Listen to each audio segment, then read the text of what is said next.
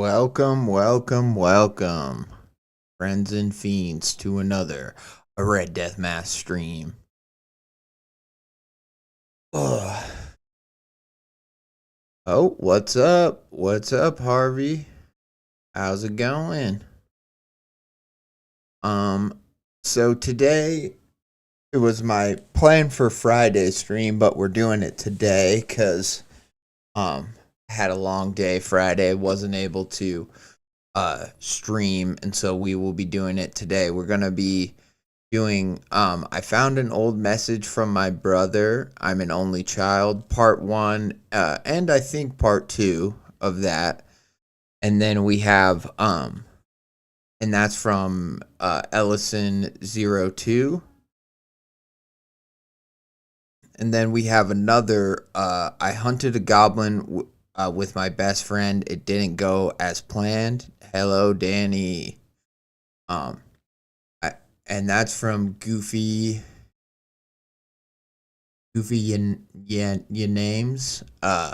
Goofyahnnamez. And that's gonna be a comedy horror, and it's one that we covered the part one of it a while back. I don't know how long ago it's been now. But yeah, it was another goblin story, so it shouldn't be too hard to find in the older streams if you're curious what part one was like. And then we will be finishing There's Something Under the Boardwalk. So we have parts 4 through 7, or at least we're gonna try to finish it. We'll see how it goes, but that is the plan tonight, ladies and gentlemen. And so let us get to there's contests going on. That's the other thing too. Obviously, Tales from the Creep has monthly contests, but then there's also Anxiety Pilled. I think they close submissions tomorrow for their flash fiction contest for it's called No Refunds is like the prompt. Um so yeah, there's a lot of cool contests going on around uh the CREEPCAST fan communities and just the horror communities. So submit your work if you think it'll fit for the prompt, or if you read the prompt and have a cool idea, don't forget to check those out. I wanted to do the flash fiction one, but I think I was just too busy. Unless I get done streaming tonight and manage to write a 1,000-word story after that, we'll see. We'll see. Who knows what could happen? But yeah, that's the plan. It's always cool. I'm happy to see those writing contests. I know Cult Publishing and Anxiety Pilled are a lot of the same people are part of it, and Cult Publishing's doing like a summer slasher for their next issue, so that's really cool too. So if there's any creepy slasher stories out there that people have, maybe submit it to Cult Publishing. Very great Discord, great, a lot of great people on there. But anyways, let's just get into part one, because I was gonna maybe read this story on the last stream and didn't get to it, so I don't want to stall too much. But I hope everyone's doing good. Thank you so much for watching, and let's get into it. Here, and the music. Ooh.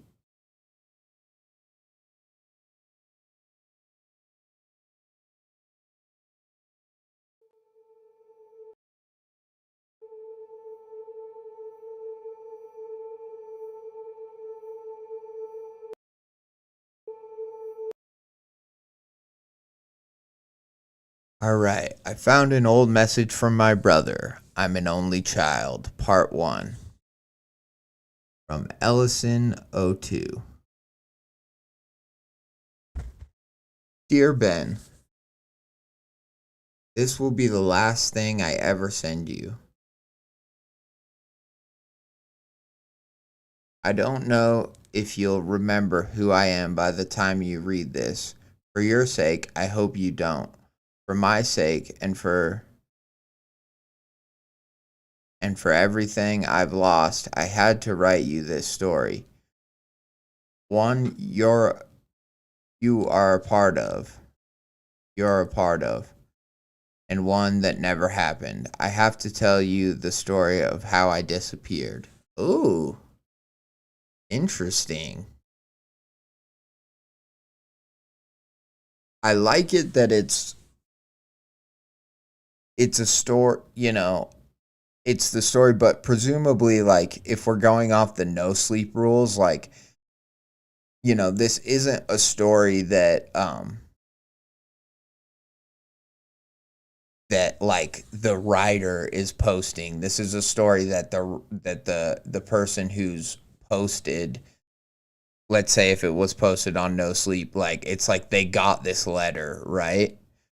They got it and they put it online because they're like, this is paranormal and crazy or whatever. But I like that as like a device for the story. I think that it makes it more personal because instead, like, we yes, the narrator is talking to us, the reader, but he's talking to us as if we're the brother that he never had. So already it like kind of pulls us into this like emotional connection with the narrator, with the storyteller, and I just find that that's so much more like rewarding for me as a reader than a story where it's just like, I'm going to tell you this crazy shit that happened to me, but even though you'll probably never believe it, kind of a thing. It's like I like this a lot more. I like this the emotional sentiment of it is just cool. And it's like a story that never happened because he disappeared. Like maybe that's why it never happened, or maybe he did something that got him like ripped from reality, and because of that, like retroactively anything he ever did never really happened. I don't know. We'll have to read to find out. But it's already, it's making me feel sad. It makes me feel sad for Ben, the person reading this, and for this unnamed brother who never was. I've got no idea when this whole thing actually started. There's simply no way to tell how much of my life slipped away under my nose before I could ever even know.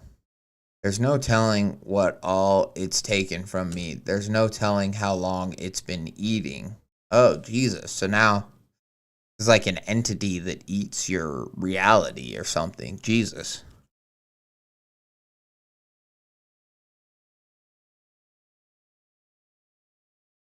4 nights ago, that's the first time I noticed something missing.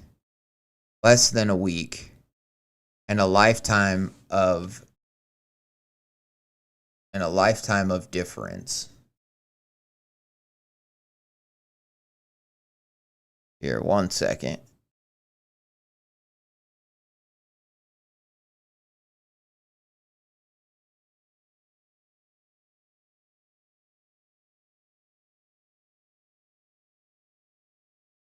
Uh, I want to check the sound on my stream with the music, but then also I wonder, is it supposed to be deference? A lot like, huh? I want to check the. Don't hear any freaking. Oh, that's not. Oh, I didn't play it. That's why. It would help if you play the music after you loop it. You should always play it. That's fine. Okay, so that's done. I want to pause it real quick. Um, what do we think, Harvey? What do we think, Danny? What does he mean by this? Like, that's the first time I noticed something missing. Less than a week and a lifetime of difference. Like, I'm not reading that wrong. It is difference, but, right?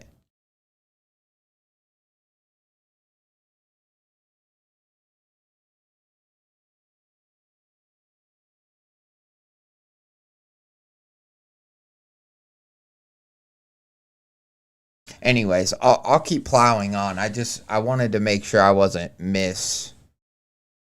misconstruing what that sentence meant. In a lifetime of difference. Notice something missing less than a week. Anyways, okay.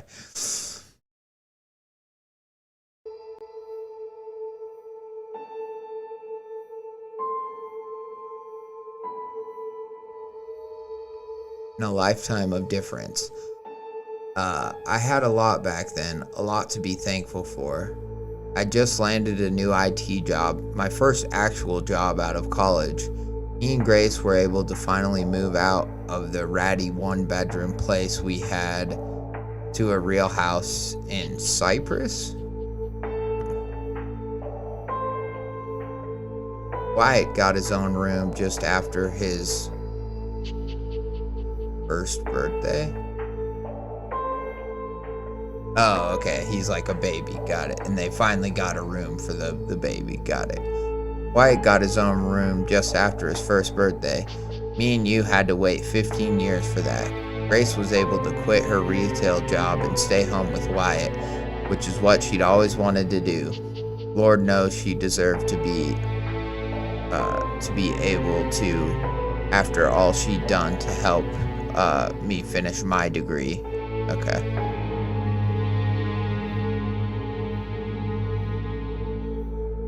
Yeah, that's kind of what I was thinking. Like, after a lifetime of change is kind of what the sentence meant, but I was just thrown off by it.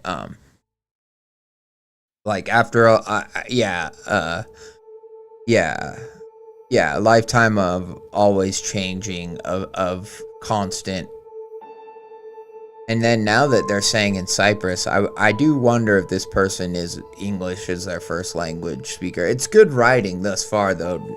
Not much else leads me to believe that other than the mention of Cyprus. And then,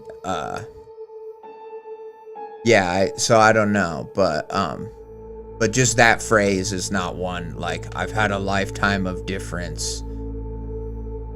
But I think it kind of makes sense now that you say that, Harvey. I think you're right.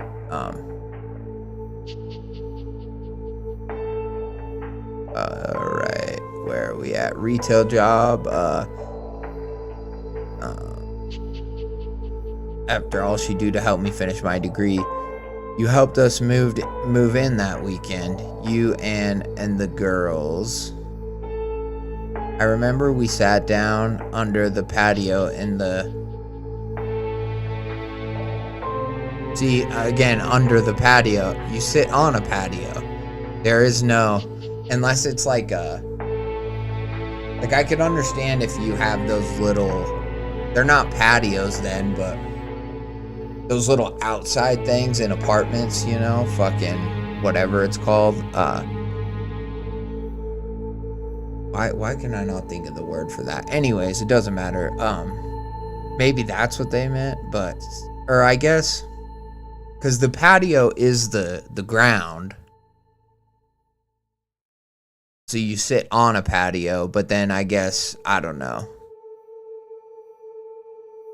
Maybe some patios have tents or whatever over them, and so people are like, let's go sit under the patio. But anyways.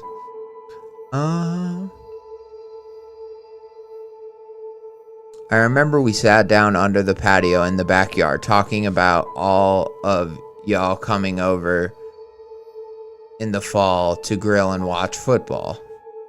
Things look so hopeful. But that was a different world than the one we're living in now. It was late Tuesday night, a little past 9. Grace had just retreated into our room. So let me ask you this: are they both adult brothers? Because it sounds like to me they are adult brothers, because he says you, Anne, and the girls. That leads me to believe that this is his brother Ben is married to a woman named Anne, and they have girls, and they came over to help them move into their new house or whatever. So they're adult brothers, which is even kind of more interesting. I was thinking that Ben was going to be like a younger brother, or that they weren't both adults when this happened. You know, that's kind of what I was thinking initially. I had no reason. It's just where my mind went.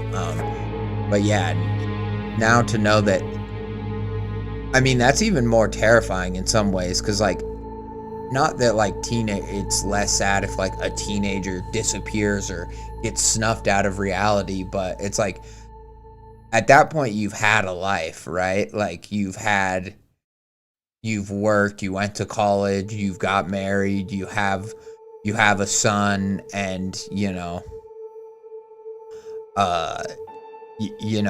then you have a brother who has a family too. So I don't know, like, yeah, just from where I thought the story was going, that it was like it was gonna be like a younger brother figuring out that he had an older brother that disappeared, but they were both like still teenagers, from that to where the story it is turning out as, like, where the story's what the story's doing now is kind of more fucked up to me. The fact that they're both older men. What's up, Bear? How you doing, man?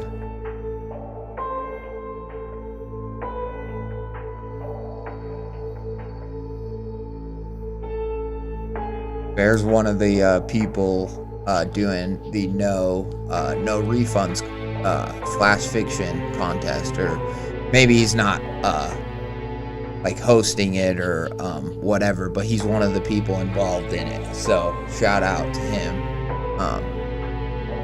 Go check out those stories over on Anxiety Pilled. There seems to be a lot of good submissions. I've only peeped a couple. I've only read like a little bit, but I was just looking at some, trying to think of ideas for myself for wanting to do a story, and it seemed like there's a lot of interesting stuff so far, so shout out.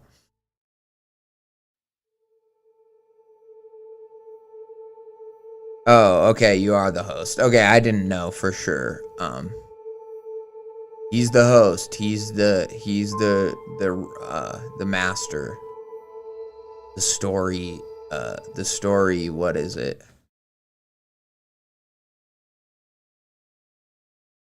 He's the game master. He's the wizard in charge,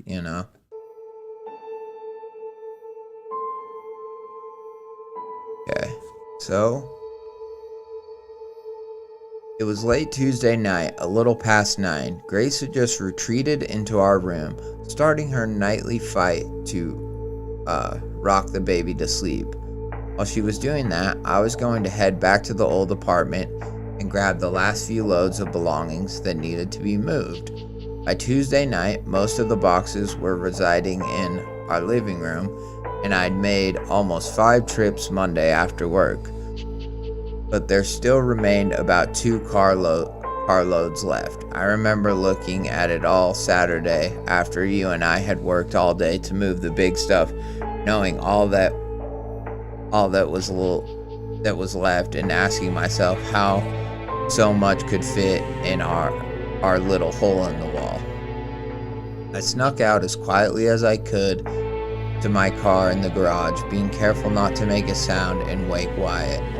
He's really a light sleeper, and I didn't want to make the already difficult task of getting him to sleep any more of a burden on Grace.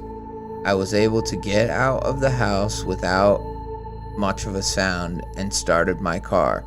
It wasn't until I was halfway down the street when I realized I had forgotten the keys to our old place.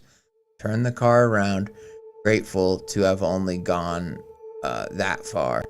The drive between our apartment and house was a solid 20 minutes, and I'd already made the mistake of going all that way without a key once that weekend. I opened the garage door into the kitchen with just as much caution as I had left with. The house was completely dark, save my car's low beam shining through the open door into the kitchen. It was just enough to see where the key should have been. A little key ring holder right next to the pantry. I say should because it wasn't there. It was missing.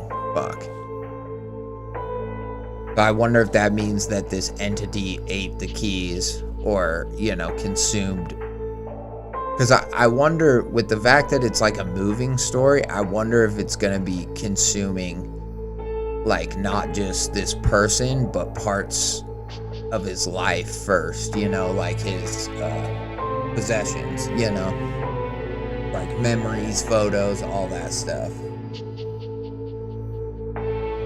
An annoyed sigh left my mouth. I left them on that key ring the night before just in case Grace needed to run and grab something urgent. God only knew where they traveled in those 24 hours. The whole reason we only had one key between us in the first place was because of Wyatt's excessive need to play with them. Even after we decided maybe the house keys weren't the best toy for an 11-month-old to be playing with and got him some play baby keys, he'd only ever be satisfied by the jingle jangle of the real thing. I looked out at the sea of boxes crowding in the living room, hoping I wouldn't have to go searching through them. Flipping on my phone flashlight, I started carefully opening drawers in the kitchen, hoping maybe Grace had used them and just put them back in an odd spot. The soft lullaby was still filling the silence of our house. It'd still be a good while before I could ask her. I moved at a snail's pace, trying every drawer. See, now I'm wondering if he's gonna get killed. Because he looks like an intruder, kind of, and it's a new house, and, people, I don't know, like, that seems crazy, too.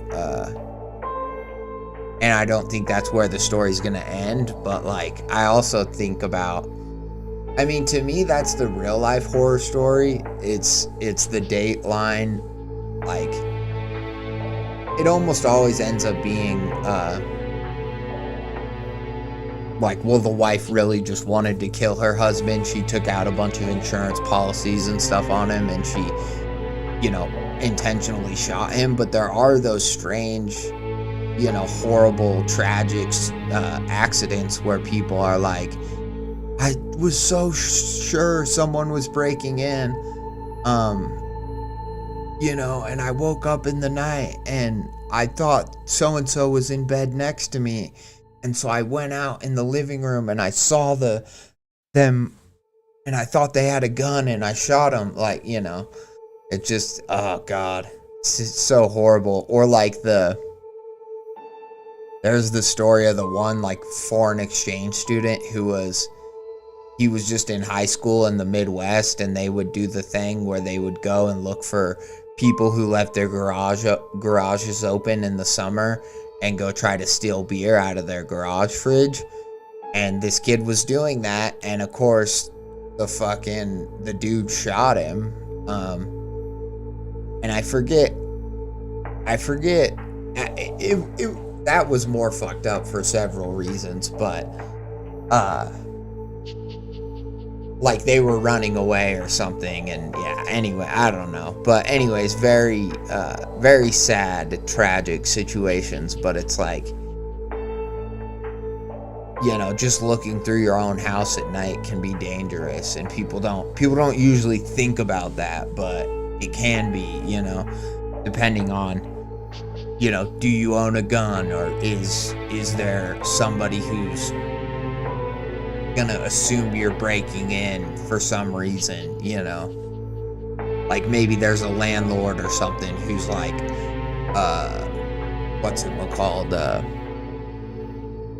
neighborhood watch kind of guy, and he like sees you in there with a flashlight, and he's like, I know there's a woman with a baby in there, I need to go save them, you know. It's like, oh shit. Hell yeah. What up, green trees? Welcome. I was just discussing the what I would call like sinister nature of like people going through houses at night, like being a person who like lives in an apartment and going back and like leaving at night and then being like, oh shit, I forgot something, and going and looking through your house in the dark, and then somebody thinks that someone broke in and like, you know, thinking that you're an intruder and shooting you or whatever, and just how scary situations like that can be. And it's why I think, you know, the fact that people have doorbell cameras and shit now, like, honestly is a good thing, because it's like, you know, oh, I can just see it so-and-so on the camera, or oh, I can, you know. But yeah, it's just, anyways, doesn't fully matter. I don't think the story's going there, but it just occurred to me, like, what if that's about to happen? Every creep felt like a shout, no matter how careful I was. Small apartment.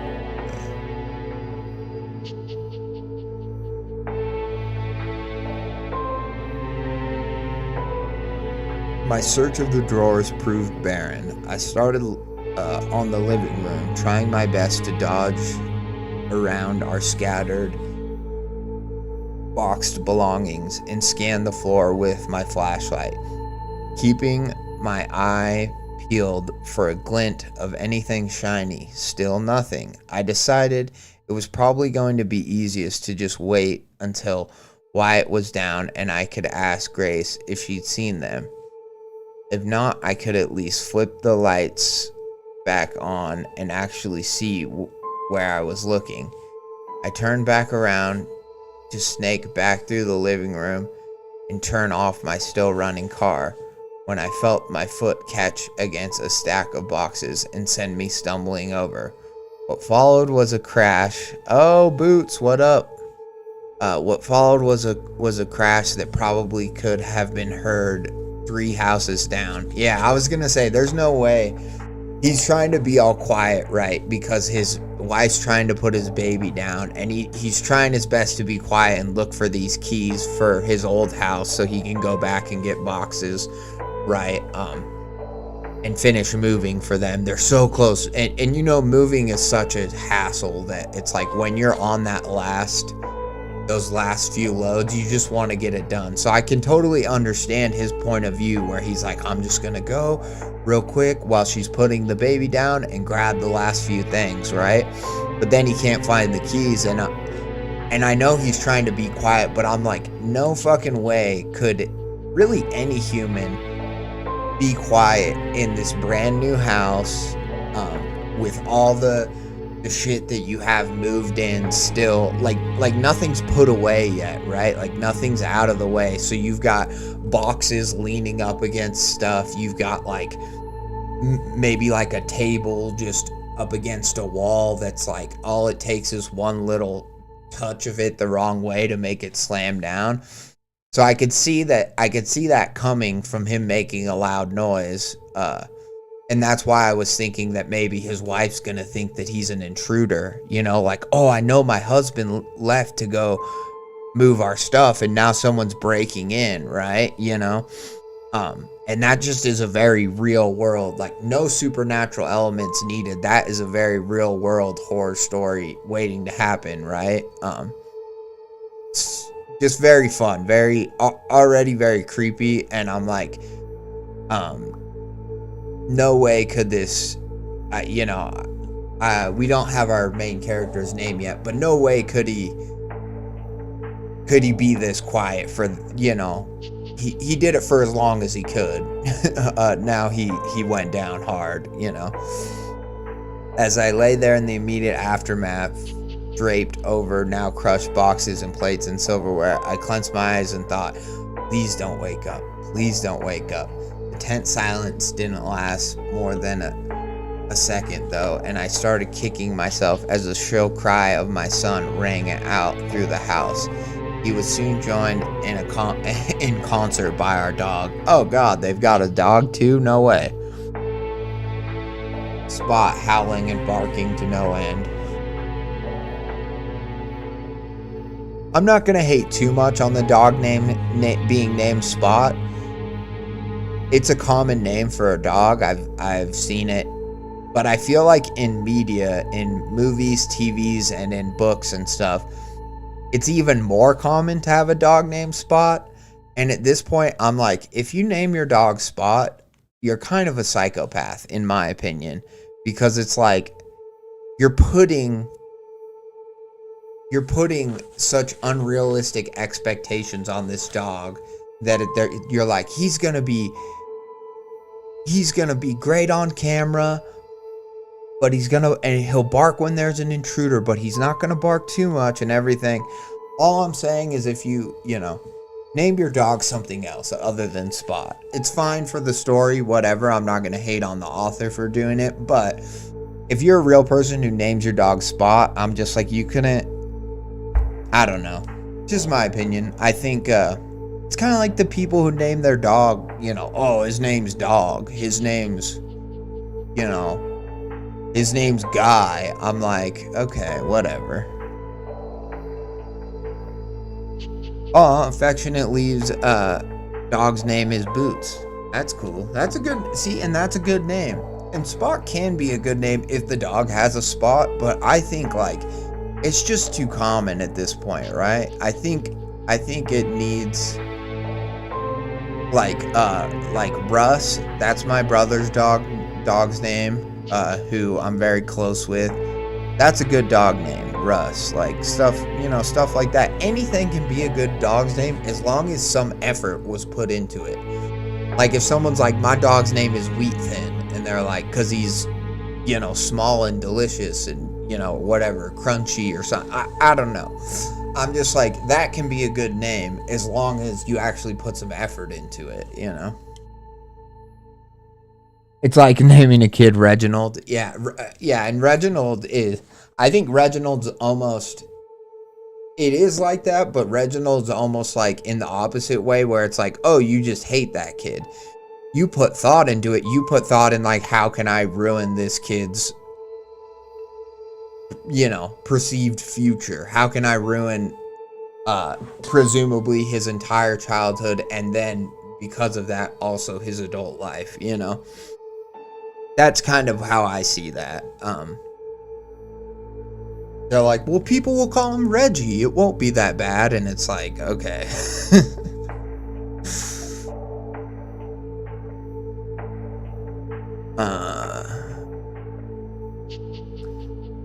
Spot howling, barking to no end. The next thing I heard was a twist of the doorknob and flickering of a light switch. Grace's concern was visible on her face, though it shifted into irritation once she'd seen what I had done to her plates.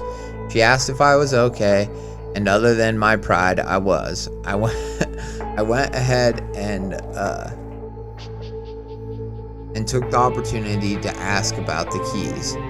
She said she hadn't seen them, and she needed to go back to get some stuff for Wyatt's room and couldn't find them earlier. Oh shit. So they were on the key ring or whatever where the husband set them. We'll just call him the dad or the husband for now, or the brother, until we get a name. But and so now I do think that maybe it is gonna be right, because when you're moving from one place to another, there's this sense of you got to decide what to take, decide what to donate, throw away. And so I feel like it's a good point for a horror story, especially if the monster of the story, or if the thing is just going to be you or all your stuff or your life disappearing. If that's the nature, or if that's the time in a character's life when the story's happening, I feel like, yeah, it's a apt timing because he's just already taken stock of everything, right? He's had to move his whole life into this new house, this bigger house. So he's already packed up and, you know, everything. And so now if stuff's just gonna start disappearing, like, it's fucked up because you always lose shit in the move. And so you're always going to be like, oh, well, it must have just disappeared in the move. We must have lost it somewhere. Who knows? It fell off the truck. It fell, you know, it's between the seats of the whatever couch cushion or between the seats of the rental, you know. And so it's just a very, it's interesting, right? That these keys would go missing right when they're almost about to not need them anymore, because they're just the keys to the old house, you know. Green Tree says, I can kind of see naming a dog Spot in the narrative. It's a very picket fence name and kind of informs our characterization of the protagonist, sort of.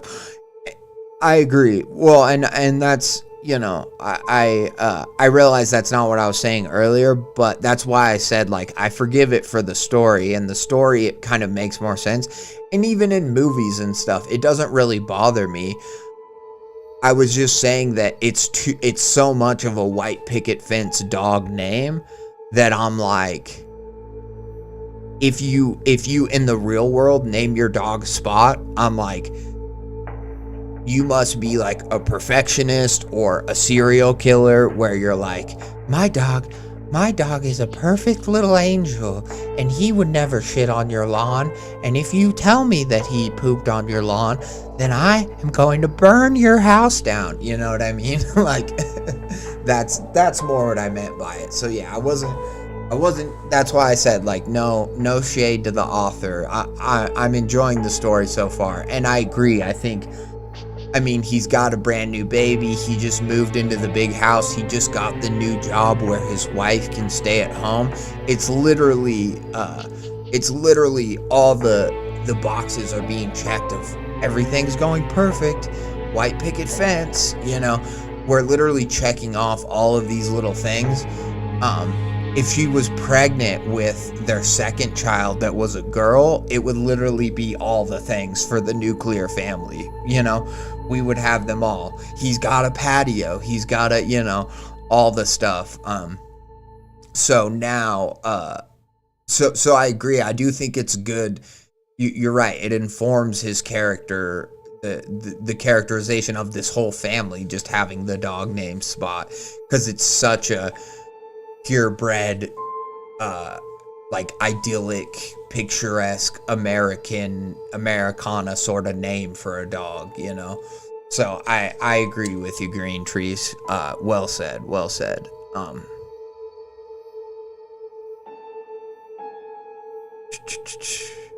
Maybe I find them or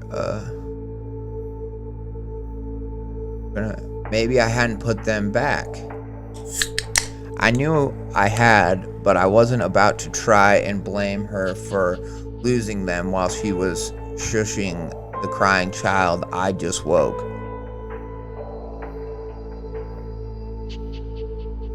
I apologized a few times.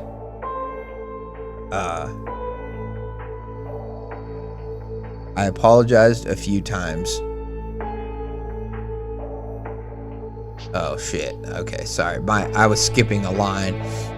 I apologized a few times, gave her and Wyatt both a kiss, and tried to make as graceful an escape as I could back to the car. Flipping the lights on, I carried out a very half-hearted search through my floorboard, in between my seats and in my center console. I knew for a fact I had put them back on the key ring the night before, and just as I expected, the search came up empty. The last load would have to wait until tomorrow. Oh god, so brutal. Like, not brutal in a traditional sense. I mean, it's like, it's brutal for a new dad and a new mom. They just finally moved into their big starter home, the big home where they're gonna have enough room to raise this family, and they're trying to go through, or they're trying to just hurry up and get it done, and they want to get the last few loads of stuff, but then all of a sudden you lose the keys to your old place, and you're sure that you knew where they were. It's not like you're not certain where they are. It's like you're like, no, they were on the key ring at 7 o'clock last night, and now they're gone. It's just, these are the things that can break a man. They can break a family, man. We don't, you don't realize it until it happens, but it is a blow. My phone buzzed in my pocket, a text from Grace. If you can't find them, just drive over there and see if Michael will let you in. He let me in last year when you were working nights and accidentally took the keys with you. Michael? The security guard. Oh shit, now the husband's got to worry about how many times the security guard let his wife in. You know what that means. Now he's worried if that baby's even his. Poor narrator. God, I cannot see without my glasses. I'm fucking blind, son. Thought I could kind of see, but goddamn. The security guard. Worth a shot. I shut my car door and backed my way out of the garage. 20 minutes later, I arrived at our old complex. I pulled up to the front gate and threw the car into park. A lone security guard sat stationed in the guard shack. He was an older man, maybe late 50s, and definitely not cut out for night shifts anymore. His feet rested up on the desk in front of him, while his head slumped away from me and towards a propped up iPhone blaring some shockingly old horror movie at max volume. Hell yeah. That's why I've always wanted to be. I'm like, honestly, could a security guard job be that bad? Like, presumably it's not in a horrible, like, fucked up area. I'm like, you just sit in a booth and, yeah, I mean, in the old days, yeah, you didn't have a phone, so you'd just be, like, reading a magazine or a book or something, but even then, I'm like, it's gotta be pretty chill job. I rolled down my car window and tried to catch his attention. When my voice didn't work, I tried knocking on the glass, gently at first, but that was also ignored. A couple of slams of my fist against the sliding window, and he finally jolted awake, brushing his fallen hat out of his face. He slowly rolled his chair over to the window, wearing his displeasure very openly on his face. Can I help you? He crackled through the remnants of his sleep after sliding the glass open. I noticed the yellow name tag ironed onto his shirt, Michael, a flicker of hope. I explained the situation as politely as I could, hoping it would help my chances. The look on his face didn't change. With a huff, Michael rolled away from the window and towards an ancient relic of a computer sitting on the desk where his feet had been elevated moments earlier. Valid ID and unit number, he said blankly.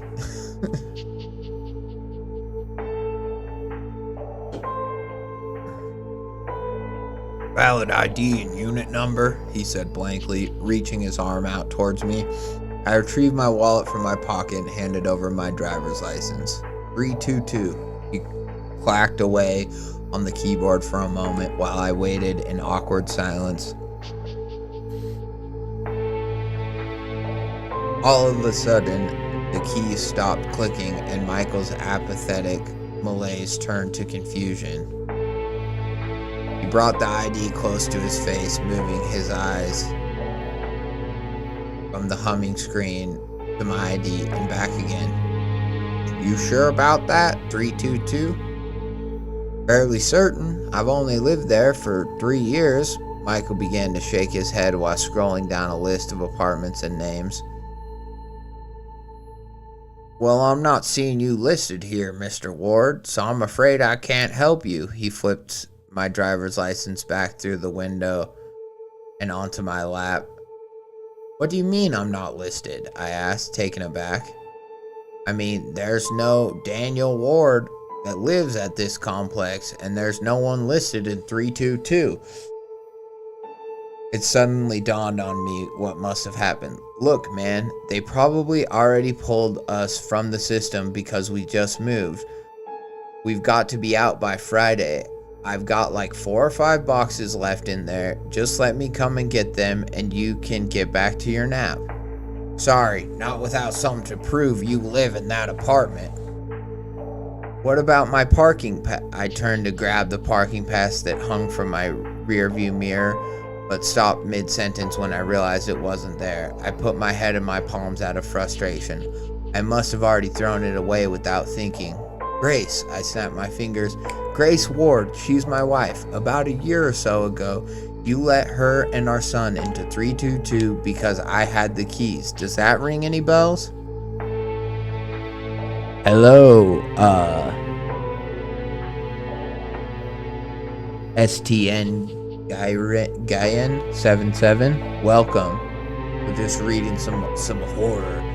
We're reading about somebody's brother who disappeared. Yeah, they wrote him a letter. This is the story of what we just got a name, right? What was his name? Daniel Ward is a man who disappeared. He's writing a letter to his brother Ben. I play zombie games. Nice. Shout out. I think we've all killed a Nazi zombie or something in our day, once or twice. I'm not much of a gamer these days, but I've killed my fair share.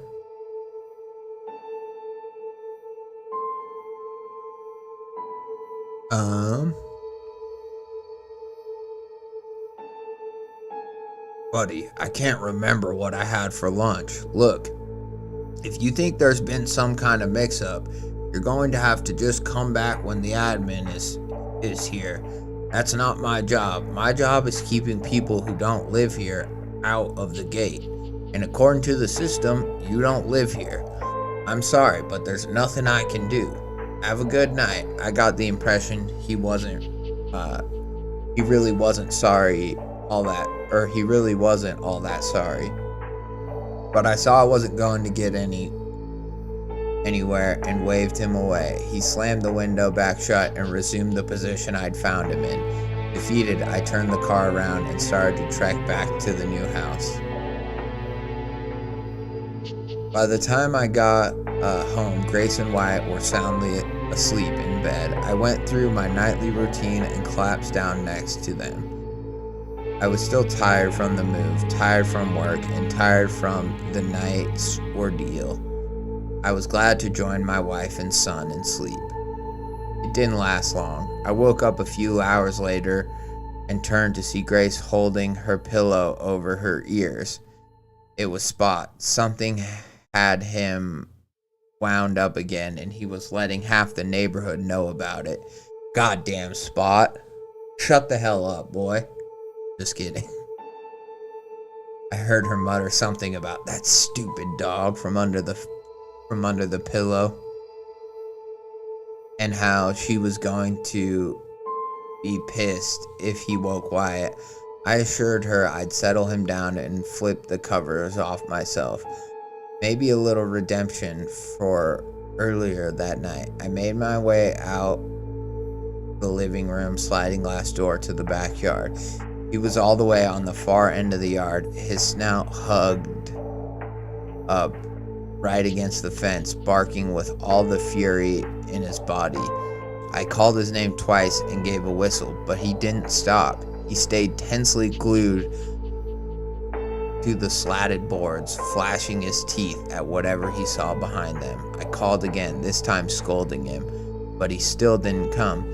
Well, now I think Spot has found the monster, so now I'm like, good boy, Spot. But I mean, what do we think? Do we think, is this going to be just like sort of a cosmic entity that's just dragging him into the nothing, or just like, because we know that he disappears, we know that he ceases to exist, he says that in the beginning of the letter, or is this going to be like some sort of werewolf that, like, when it eats you, you know, or, you know, some sort of physical animal like that, or physical, like, ghost or something, where it, when it consumes you, it consumes your entire being, everything you ever were. Your loved ones don't even remember who you were. I called again, this time scolding him, but he still didn't come. Something wasn't right. He was prone to barking fits, but they were never so aggressive, and he usually always minded when I called him. I couldn't imagine at the time why he was so upset.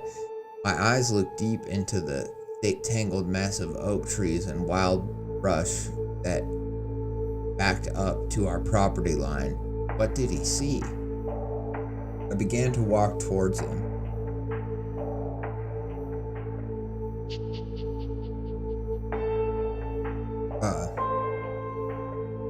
Sorry, Red Bull break, swig break.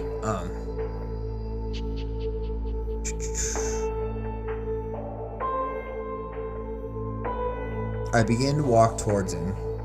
With every step, the air around me seemed to grow colder. See, maybe we're getting into a poltergeist or something. It was mid-August, but by the time I reached the fence, I almost thought I could see my breath. I bent over to scoop him up and carry him inside when he whipped his head around and bit me on the hand. I yelled out in pain, and he immediately let go, running across the yard to the house. What the hell, you stupid dog? I brought my hand close to my eyes to try to see the damage in the darkness. It had broken skin, but not by much. Mainly, it had just given me a jolt. He's never so much as growled at me before. I turned my attention back to the dog, now laying on the patio whimpering. At least he wasn't barking anymore. What could have him so on edge? My eyes returned to the fence. A chill from the air, from the fear, I'm not sure which, slid its way down my nerves. I took a step towards the fence. My mind began to run wild. What was I about to see? I raised myself up and craned my neck over the fence to get a good look around. The answer caught my eye almost immediately, with its fluorescent yellow glow reflecting in the light of the moon. A tennis ball, one that had clearly been there a while, almost covered by vines and thorny brush. I laughed to myself. I don't think that's a tennis ball, dude. Dogs do not, even if it's their ball and they know it goes over a fence or something, like they know where it is, they can see it, a dog's not gonna fucking bare its teeth and bark at a tennis ball ferociously like that. I mean, I've heard dogs barking when they like want to play, when they like want you to throw something or whatever, you know, but I don't know. There's no way that's I think it's some sort of a shape-shifting monster now that's like, it takes the place of inanimate objects, and I don't know. I laughed to myself and walked briskly back to the house, trying to warm myself along the way. Spot was still whining next to the door, evidently still upset at his biting me and my scolding him. I slid the back glass door open and let him in. It's okay, bud. He trotted quickly to his dog bed in the laundry room, folding himself up into a quiet and content ball. Problem solved. After quickly cleaning the small cut Spot had given me. Oh, maybe that's a good point, Boyd. Maybe an enemy dog peed on the tennis ball. That That could be it. And in that case, he wasn't barking at the physical ball. He was barking at the other enemy dog and being like, fuck you. You're a piece of shit. I'm going to kill you. Just going off, just nonstop. Do you ever think that when there's two dogs on each side of the fence and they're just barking back and forth at each other all day, that it's like in those movies of people in New York shouting up and down at the windows out the windows at each other. Hey, fuck you! No, fuck you! No, fuck your mother! No, fuck your mother! And just back and forth, like it's the same thing.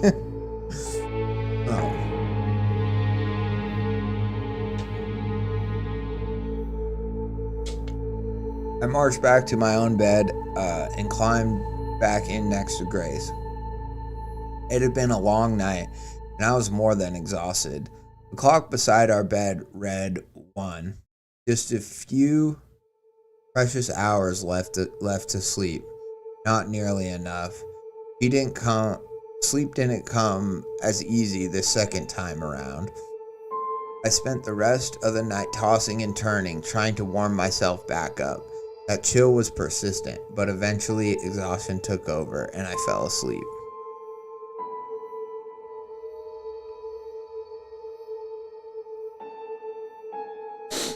My neighbor's dogs are doing that all the time. Well, I'm sorry for you. Is it just one household's dogs, or is it the neighbors on each side of your house, or two different neighbors' dogs just barking at each other? Because that, I especially hate the one family that just lets their dogs bark day and night all the time and just doesn't care.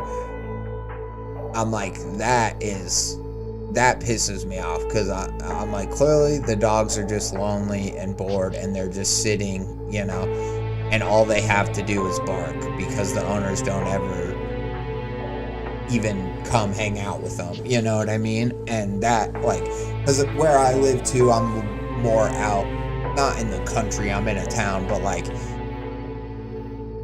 there's land, there's people with horses and stuff, and so there are more outdoor dogs around here that just chill outside most of the day. And there's one really annoying Chihuahua by where we live, but then most every other dog is at least not a constant barker.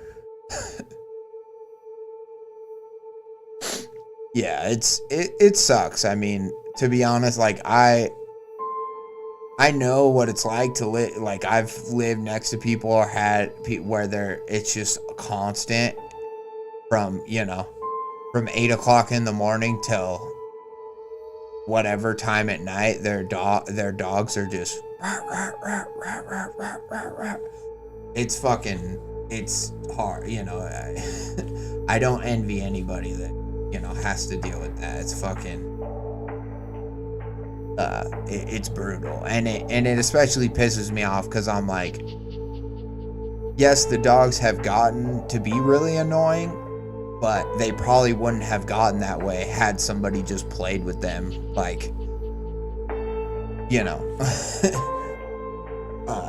once in a while. It fucking sucks.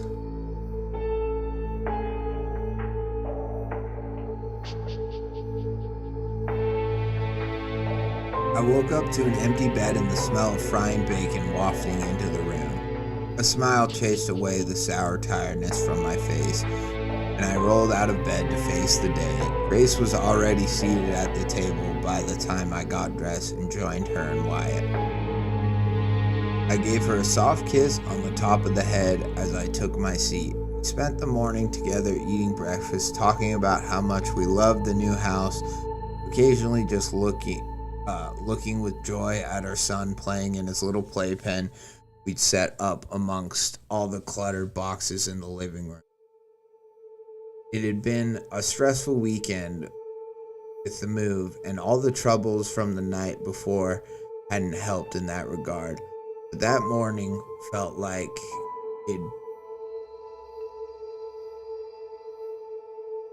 felt like it put it all back into perspective. Life was good. We were young, in love, blessed beyond measure with a beautiful son, a new job, a new home. It was the last time I felt truly happy. She asked me if I was able to get the rest of our stuff last night. I explained I wasn't able to find the keys, and Michael had been much less helpful than advertised.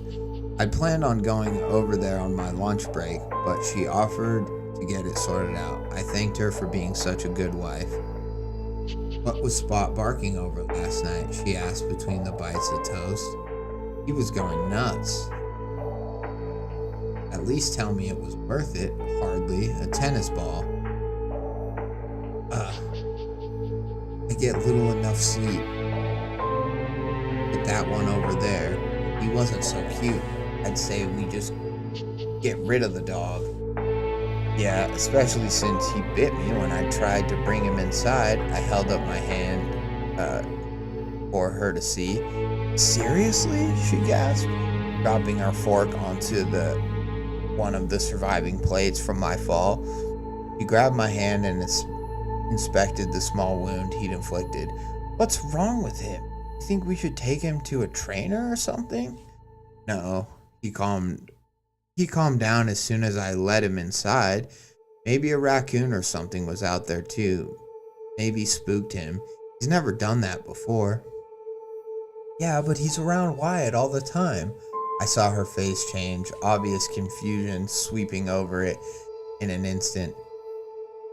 Wait, you put him inside last night? My face probably mirrored hers at this point.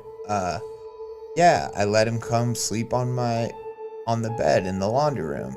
He was fine after that. Did you let him back outside this morning? Suddenly I understood her perplexed look. I started scanning around the house from the table, wondering where the dog was. I hadn't had a chance to install the doggy doors yet, so the only way he could get in or out was one of us. I assumed you did, I croaked out. We both looked at each other with the same dumbfounded, unsure look and stood to our feet. Spot! We began to call, searching the house. I went immediately to the laundry room. What I found, or rather, what I didn't find, raised 100 more questions. I called for Grace as she came running. I pointed out the empty spot on the floor where his bed had been. Are you sure you unpacked it already? When you said that, I was wondering. I don't remember seeing it this morning. Grace, I'm telling you, it was right there last night. I saw him lay down in it. Maybe he drug it off to wherever he's at, she stammered for an answer. And his food bag? I pointed to the empty spot next to the dryer where the almost full 40-pound container of dog food was supposed to be. Oh shit. It's getting real now. Your dog's disappearing. Your dog food's disappearing. I mean, it's basically as soon as the 40-pound bag of dog food disappears. I mean, I guess dog food is expensive. Somebody could have stolen it, but I'm like, who breaks into a house to steal dog food? You know what I mean? And so that's the only other logical explanation at this point. And so now I'm like, we're getting the hell out of here. You know, I know they probably just bought the house and spent a bunch of money, but like, yeah, that scares me. Like, I know it's not feasible in a real world situation to just leave the house, but also at the same time, like, a living organism is just gone now, along with his bed and dog food. Like, if a dog napper steals your dog, he usually doesn't steal his bowls and dog food too. Some crazy shit's going on.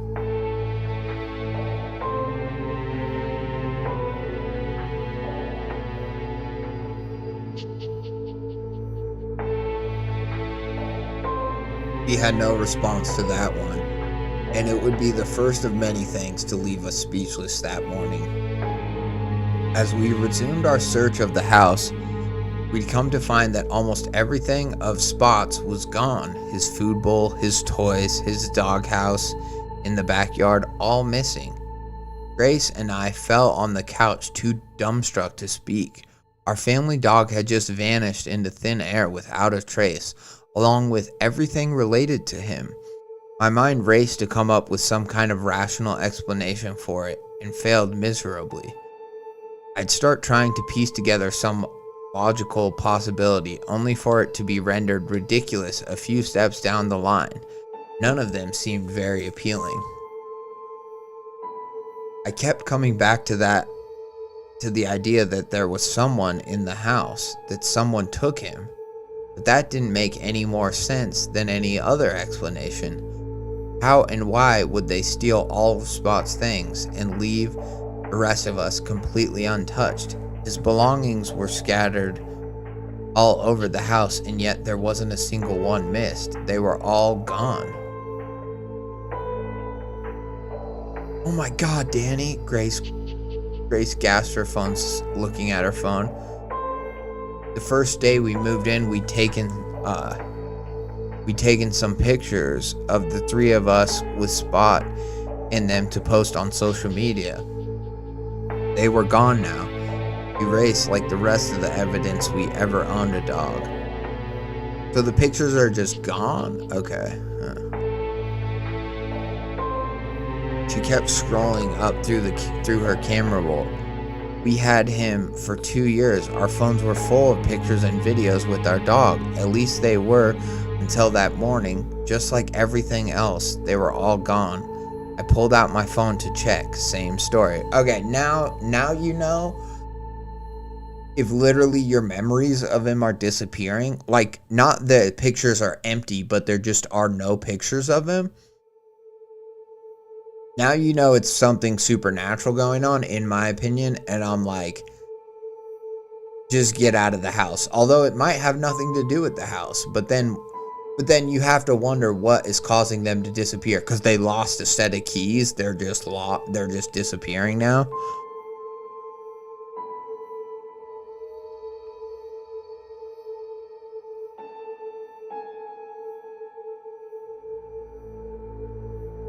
"Annie, what's going on?" Grace asked me, her voice shaky.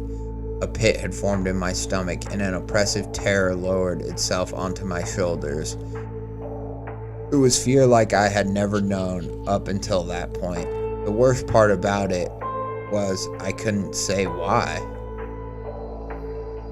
I didn't know what to be afraid of. Our dog was missing. It was like someone was pointing a gun to my head.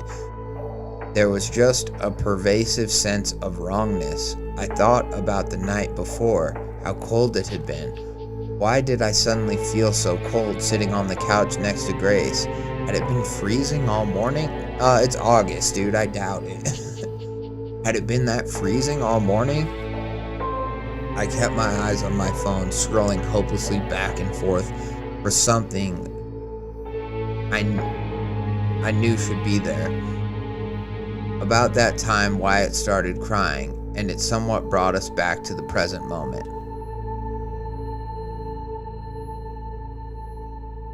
I checked the time as Grace rose uneasily from the couch to get him and realized it was already 7:50. My shift began at 8. I had a good 30-minute commute to work. I guess I still need to go to work. I said it like I was asking for permission. I felt guilty leaving Grace there alone in that kind of uncertainty. I could see in her face that she was just as scared, maybe more so, and while I got to run to work and distract myself, she had to stay here in the middle of it and try to wrap her head around whatever this was. "Yeah, you better get going. We'll have to figure this out later," she obliged, trying to calm the baby and herself at the same time.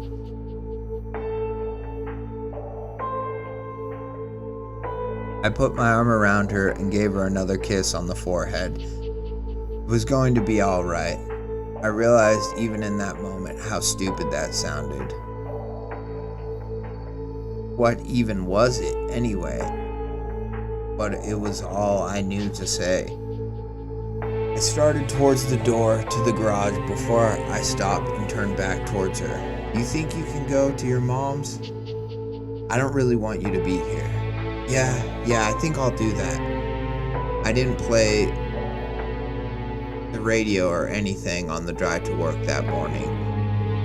I probably narrowly avoided a couple of wrecks along the way too. My mind far too preoccupied with the events of that morning.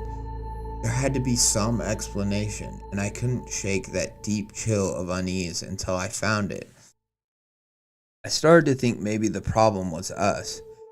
Had we ever even had a dog named Spot? My memories told me emphatically and concretely yes, but the whole rest of the world this morning shouted no. Maybe Grace and I had both just dreamt him up somehow. Maybe we'd completely lost it.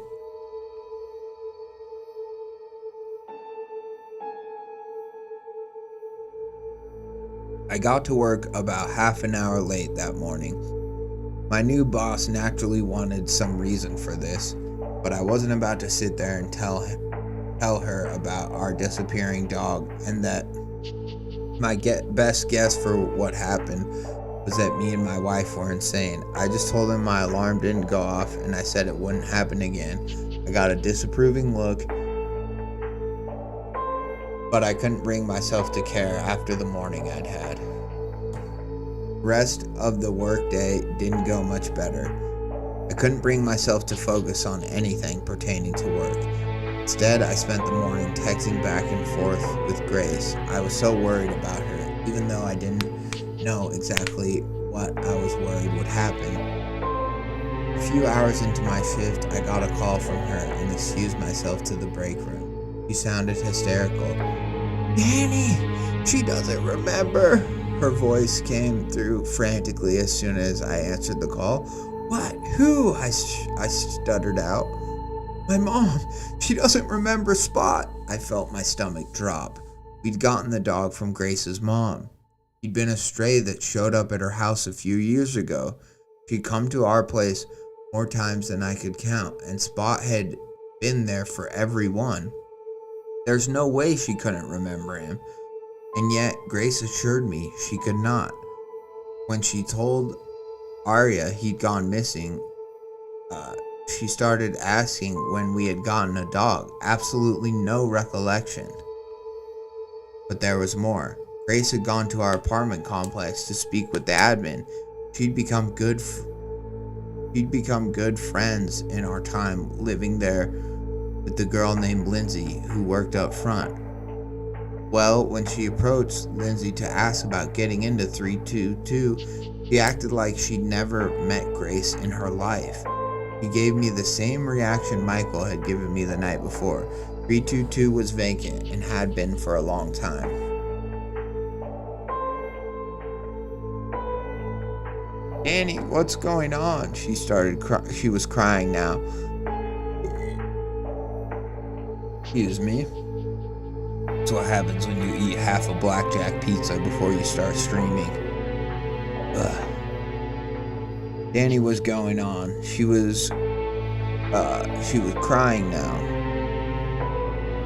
That was the $1 million question. The only question I had rolling around in my head. I tried to reassure her as best I could, but I needed reassuring myself. She begged for me to come home and be with her, and I promised I would. After we hung up, I remembered what had happened with Spot's pictures. I opened my phone and my fears were confirmed.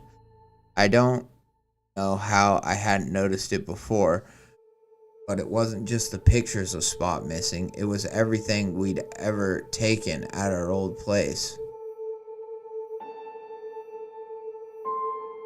Oh, okay. All the pictures they'd taken at the old place. It was all gone.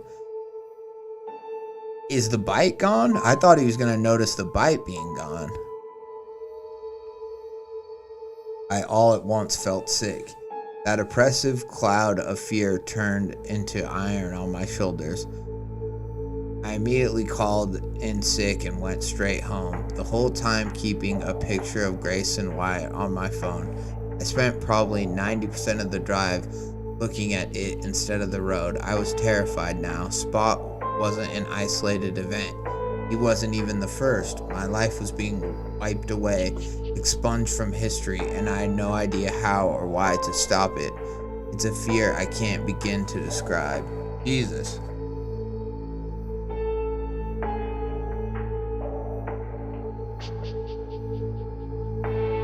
I made it home to Grace and sprinted to throw my arms around her and my son. I've only cried in front of her a handful of times, but this time it felt more than warranted. The rest of the day felt both like a blur and endless. We sat at home. Why would you still be at the house?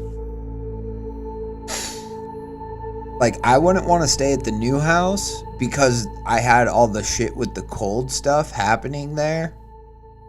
So I wouldn't want to stay there. I also wouldn't want to go back to the old house. I don't know where I would go. I would just, maybe to his brother's house, because he has a brother who has kids, and be like, we're going to stay here and we're going to stay around you until we either disappear completely or, and we just want you to witness this so that we're not the only ones, that feel crazy.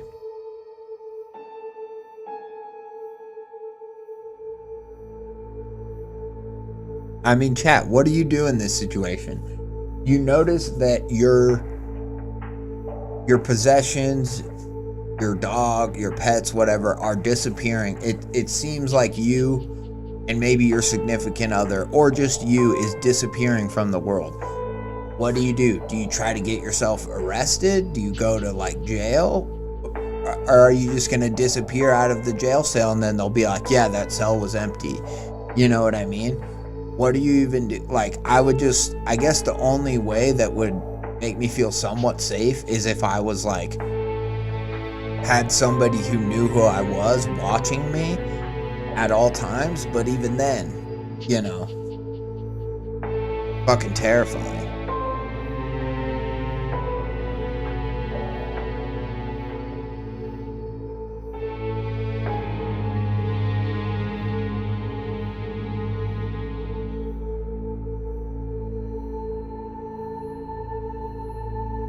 He sat at home, paralyzed.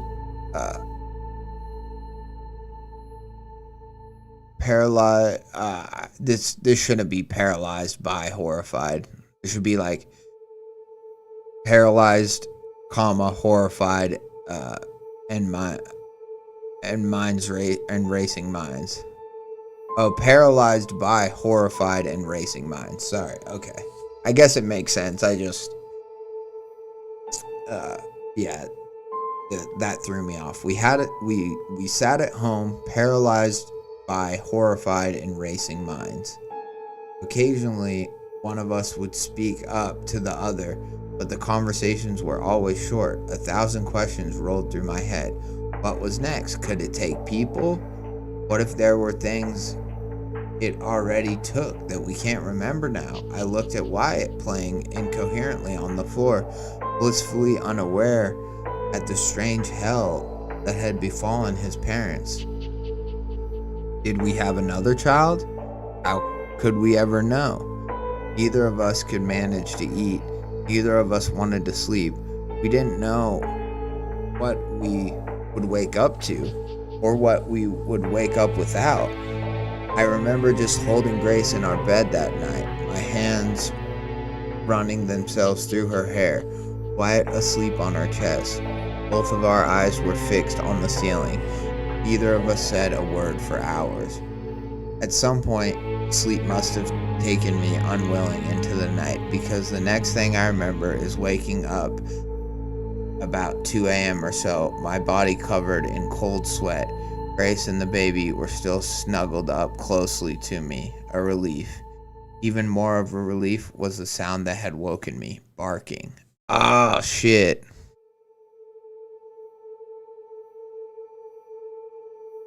So, I mean, we're going to have to just read part 2, chat. We're going to have to get right into part 2. I didn't know for sure if I was going to get into both parts, but I think we have to, right? Wake up barking.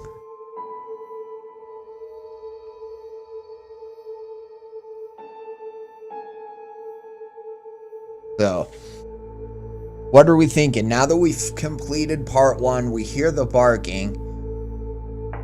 Is it turning people into apparitions? Like, is Spot gonna be there, but is he gonna be a ghost? So is he only gonna exist during, like, the witching hour, during, like, at like 2 p.m. to 3 p.m. when Spot was out there barking? Like, does this creature come out at that time, take something, so then Spot appears at around that time? Because when he went out there, when Spot was barking, it was around that time, right? Like, it was around, it was after 1 o'clock or whatever. So yeah, I don't know. I mean, part of me thinks that maybe,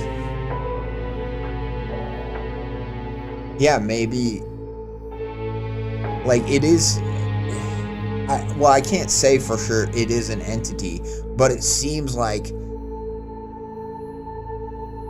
the time in which they're disappearing has to do with this cold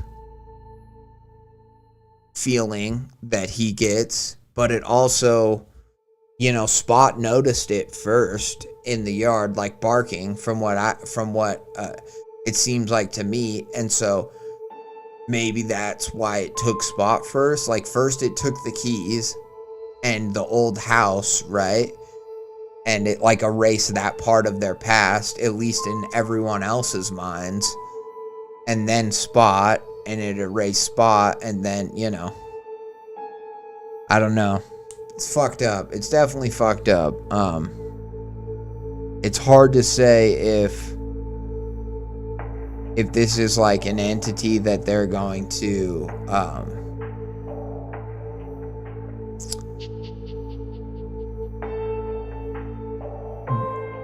be able to, like, see or know when it's coming for them, or no, or are they all just gonna disappear and not even know it, what a shame. All right, let's get into part 2. But so far, I guess I will pause here to just talk a little bit about the story. I think it's very good so far. I think I had, like, a couple of those little things at the beginning about, like, sitting under the patio or whatever, but maybe that's something people say, maybe that's just a regional thing where some people say on the patio, some people say under the patio, it doesn't matter. Those aren't real issues with the story, but so far I think it's very good. I really like the intro of being like, I'm writing to you, Ben, because I'm the brother that you don't remember. I have to think that by part 2 of the story, if they're both there the next day, I have to think that you just go over to the brother's house and you, like, explain to him what's happening. And, I think you've got to get away from that environment, and you've got to partner up with people, I would think. But that's just, like, my personal opinions about, what I would do if I was in that situation. But I think that the sort of insidious nature of just being deleted essentially from your life or from existence is a cosmic, like, haunting concept. And I kind of liked that even when he went outside, like, it was just a tennis ball in the yard. Like, it didn't seem like there was even anything out there. And so it's almost like there is no monster, because the monster is just nothingness, is non-existence, right? And as, like, as a concept of being pulled into never existing, being pulled into non-existence, going from existing and being in a world with friends and family and memories and experiences to being pulled into, like, non-existence, very terrifying and very, like,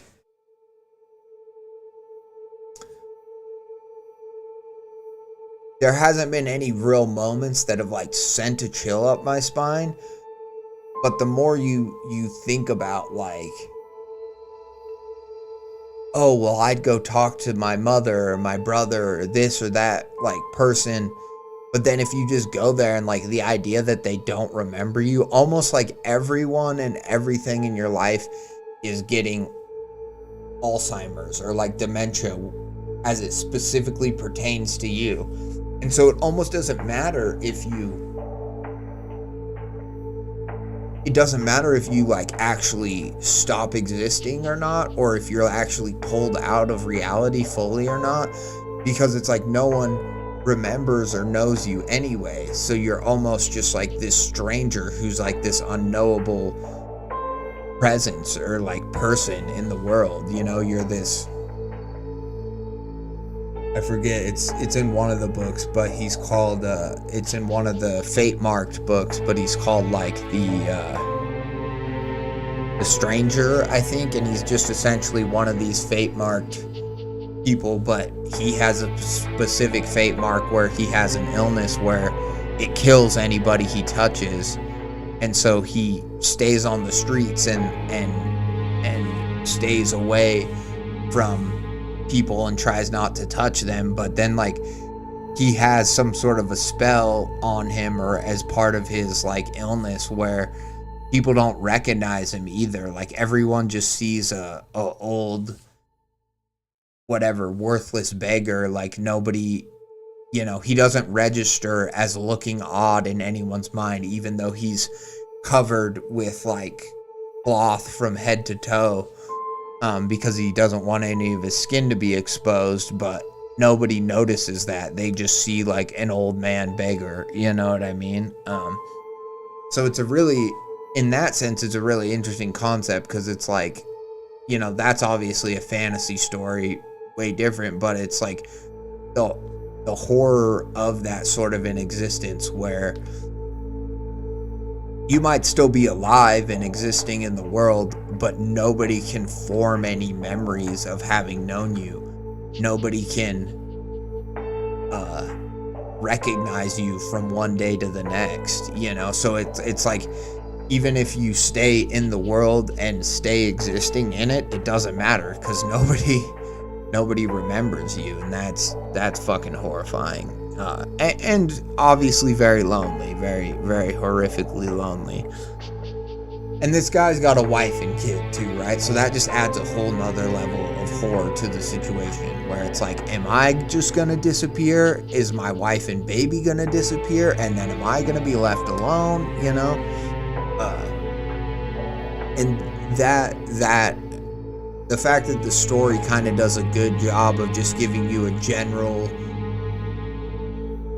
guy existing in the real world going through that, the story's very good at being general enough to just, you're able to paste your kind of own experiences onto it and think about how that, what if this happened to me? And it's fucked up. And that's where I think the story, the really kind of genius part about it is that it kept it like general enough, and it didn't make us too connected to this character of this brother.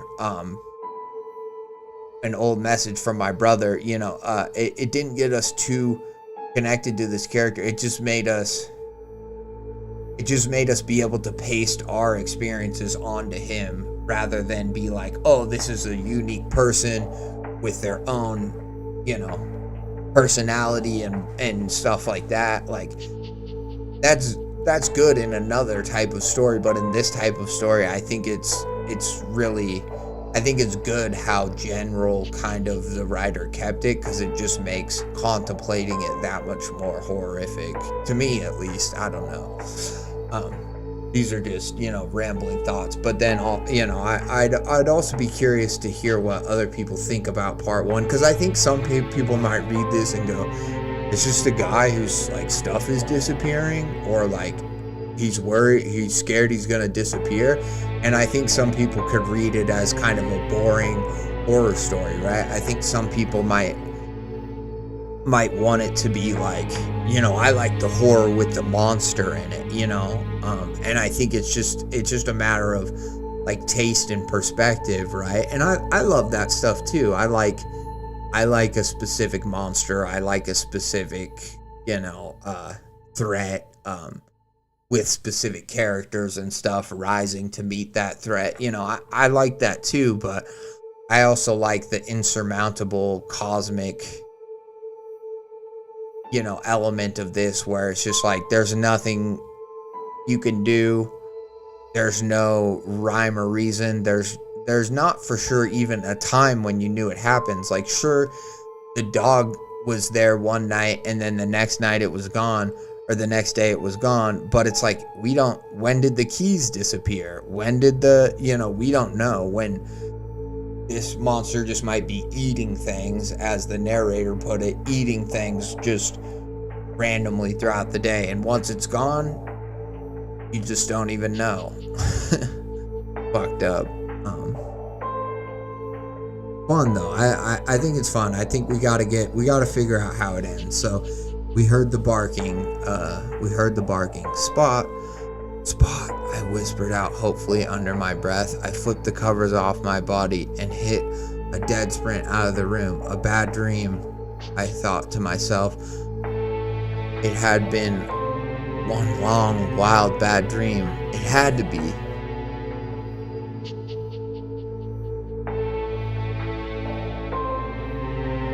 Sure enough, as I rounded the corner into the living room, there he was facing me, my beautiful collie Spot, barking his loud, obnoxious bark that sounded like the world's sweetest music. I almost fell to my knees in elation.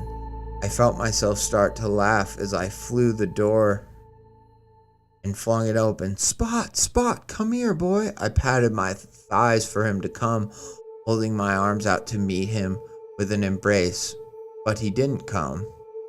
Instead, he stayed glued to the center of the backyard, barking away like it wasn't even there. Like I wasn't even there. I called again, less enthusiastically. Nothing. His bark seemed off. More specifically, it seemed unchanging. Like it was on some kind of loop. Bark, bark, bark.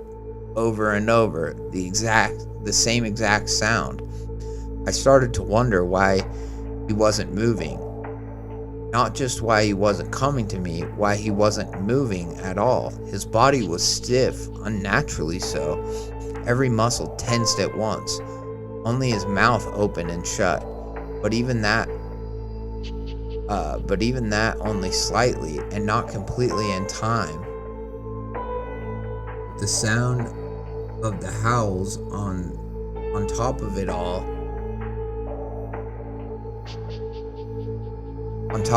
was unbearable, ungodly chill that smacked me in my face as I had opened the door. Spot, come here, now, I said forcefully. The same barking looped again, over and over. Even while I spoke, even while I said his name, my stomach began to twist in knots. Spot, here, now.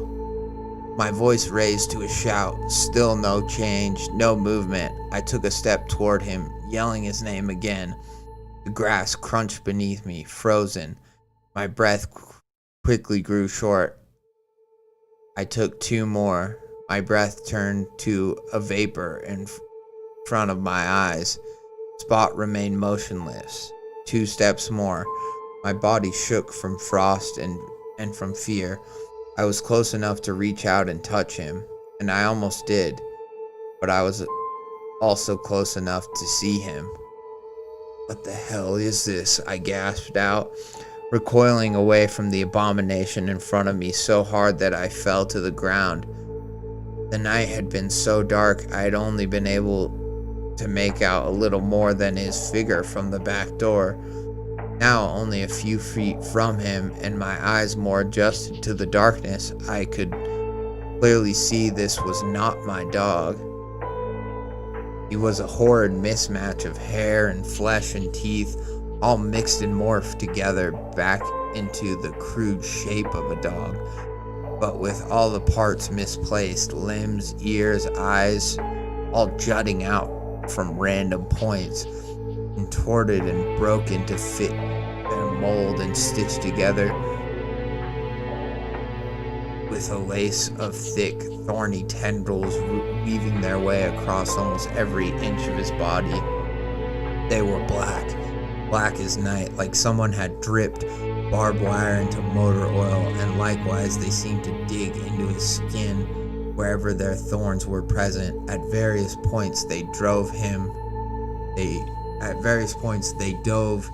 into him or erupted out of him like they had grown and twisted together with his internals. The snaking vines trailed off behind him, beyond the fence line and into the forest.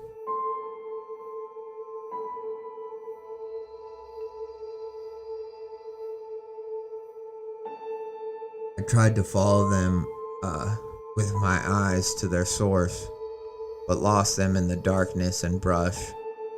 The barking loop was still loud, but now I could tell it wasn't this dreadful crochet of dog parts making it. No, that was just the puppet. The sound was actually emanating from off in the woods, from wherever those tendrils led off to. Parts of me wanted to continue on, wanted to confront this monstrosity hiding behind the imitation Spot and get some kind of answer, even if it killed me. That part was small, loud but small. The vast majority of my mind and body were petrified from what I was seeing and pleaded with my nerves to get me the hell out of there. Just as I began scrambling to my feet to run back inside, I heard a whimper. It was the puppet, whimpering softly in pain. I watched as the only eye on its face rolled around in its head until the pupil could be seen. Was it still him? I hope to God it wasn't. I felt a sudden urge, a strong and violent draw to the creature. Maybe to help it, but more so just to touch it.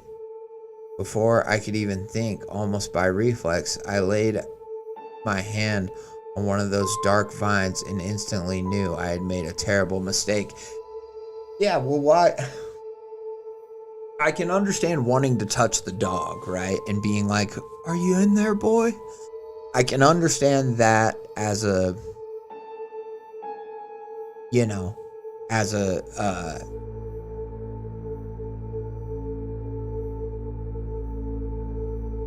just on a human level of like wanting your dog not to be gone, right? I could understand that.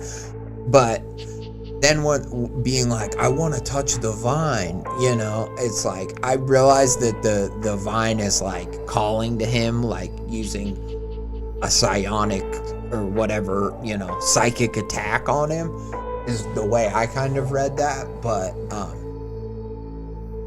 I have to think like, bro, snap out of it, go, I don't know, go save your family.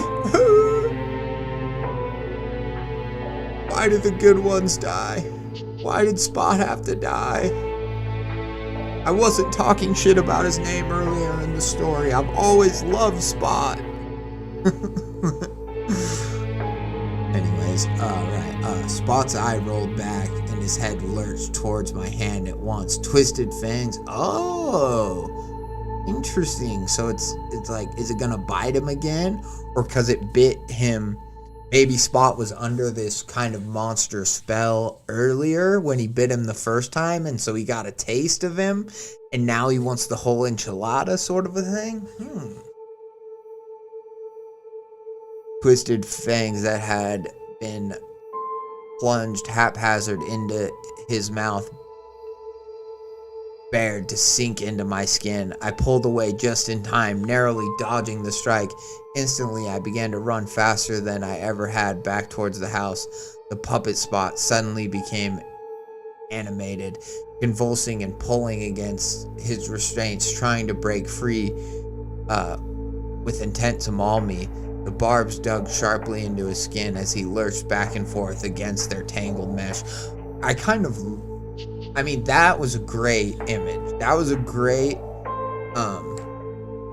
that was great, because now we've taken this really ethereal concept of making things disappear, which was terrifying and stuff before, but now there is a physical creature. So everything I kind of said about the story on the earlier first half still applies, but then this author is like, well, now I'm going to give you a physical creature, and that is these lost memories or lost entities, whatever they are, you know, whether it's your car keys, whether it's your, you know, your family's boat, whether it's whatever. I'm gonna take them out and I'm going to puppet them, and in this version it's the dog, obviously, but I'm gonna take them out and puppet them, and kind of make it be like your lost memories coming back to haunt you, you know what I mean? And oh god, it's very horrifying, and they're gross, like, amalgamations. I almost feel like this story could be some sort of a metaphor for, like, you know, the idea of, like, dementia and you forgetting, and the way that, like, when people who are suffering from these horrible diseases like dementia and Alzheimer's, like, they can't remember their loved ones, and then so when their loved ones come to visit them and they see like a 20 rather than the like 15-year-old grandson that they remember, now they're like 35 and they're like, hey grandma, I'm here to visit. And they're like, you're not my grandson, you know what I mean? You're an imposter, you're an alien, you know. And I'm not saying people with dementia normally think that. I'm just saying it's like, it is like a monster coming to visit you, being like, oh, you know, I'm your dog, you know what I mean? I'm your grandson, I'm this or that. And it's like, because your mind has this idyllic, specific image of them when they were a puppy in your house with your newborn baby and all that stuff, it's like, it's just so fucked up, you know? And to have this monster puppeted out for you with these black tendrils digging in and all of its, like, flesh, you know, pushed together, and it made it sound like it was other dogs too. It wasn't just the one type of dog, but it was like, you know, different sized legs and all this stuff. Oh god, it's horrifying. So yeah, all the cool, like, stuff I was saying about, like, the general cosmic horror of it still applies, but then it gives you this very real, like, specific, realized, like, version of that, and I really like it. I think both work. I think it works because it works, like, on a macro level of, like, you know, imagine if the universe forgot you. So it works on that level, but then it works on this very specific level of, this is your dog being reanimated, coming, like, your dog that you are forgetting about, or that everyone else in your life has already forgotten about. This is your dog, or like a shell of what your dog once was, coming back to haunt you, you know? Very, very horrifying.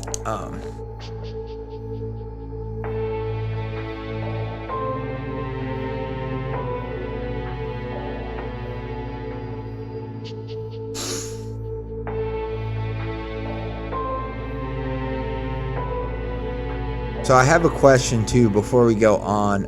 Okay, this part. At various points, they dove into him or erupted out of him, like they had grown and twisted together with his internals. So if you, the author, end up watching this, I don't know how I want to phrase this question. What do you think about this word being intestines as opposed to internals? Because I was thinking it was going to say intestines, and I liked that. It's not that I hate internals, but it's just that, like, the way it was going with the imagery of the barbed wire dipped in motor oil and digging into his skin and popping out of his skin, and it being like the thread that holds him together, and then it also being like the chain that's holding the dog back. I just feel like that imagery was just already giving me the idea of like it being wrapped up and coiled inside of you, almost like your intestines are. But then when it said internals, I don't know. I think intestines is more of a like gruesome word. It's more like, I don't know.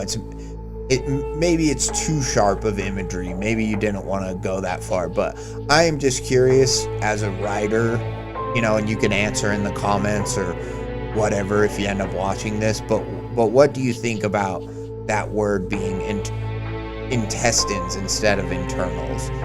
I'm not saying you should change it. I just want to know if there's a specific reason you said internals. Like, anyways, it's more of a question than it is like a straight up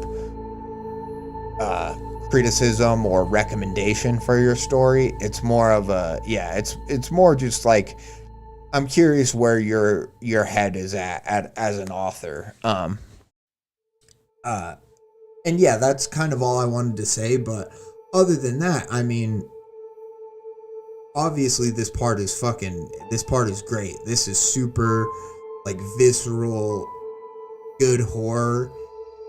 It's satisfying in terms of like the uniqueness of it, and like the way it kind of pervertedly makes Daniel think that his dog is alive and be so happy, and then immediately kind of pulls the rug out from under him and us as the readers into realizing what this horrific monstrosity puppet thing is. And then it's just awesome. I think it's great. I loved it. I love this whole part. But let's keep reading. We're not done yet. But the source, and then there's this source in the forest that's kind of calling to him, or in the brush, so to speak. And it's like that's making the noise. The sound actually emanating from off in the woods from whatever those tendrils let off to. And that makes sense too, because it's like that's why the sound wasn't matching up perfectly. It's because it's like it was actually coming from farther away, Good night, Bear. Thanks for watching, man. But yeah, it's fucking so brutal. I'm curious to know what you guys think about that whole part in the chat. Please let me know what your guys' opinions are. But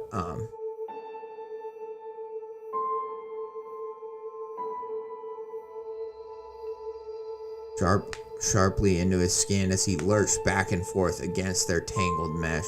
I slammed the door shut and didn't stop running. I stormed into the bedroom and into the closet, waking both Grace and Wyatt. Grace begged to know what was happening, but my adrenaline wouldn't allow me to answer her. I emerged with my 30-06 and charged back into the yard, ready to meet the beast. Instead, there was nothing, only an empty backyard, lit clearly by the moon and stars. Daniel, what's going on? Grace came around the corner on the verge of tears. Just go back to bed, I whispered, my eyes not leaving the barren plot of grass for a second.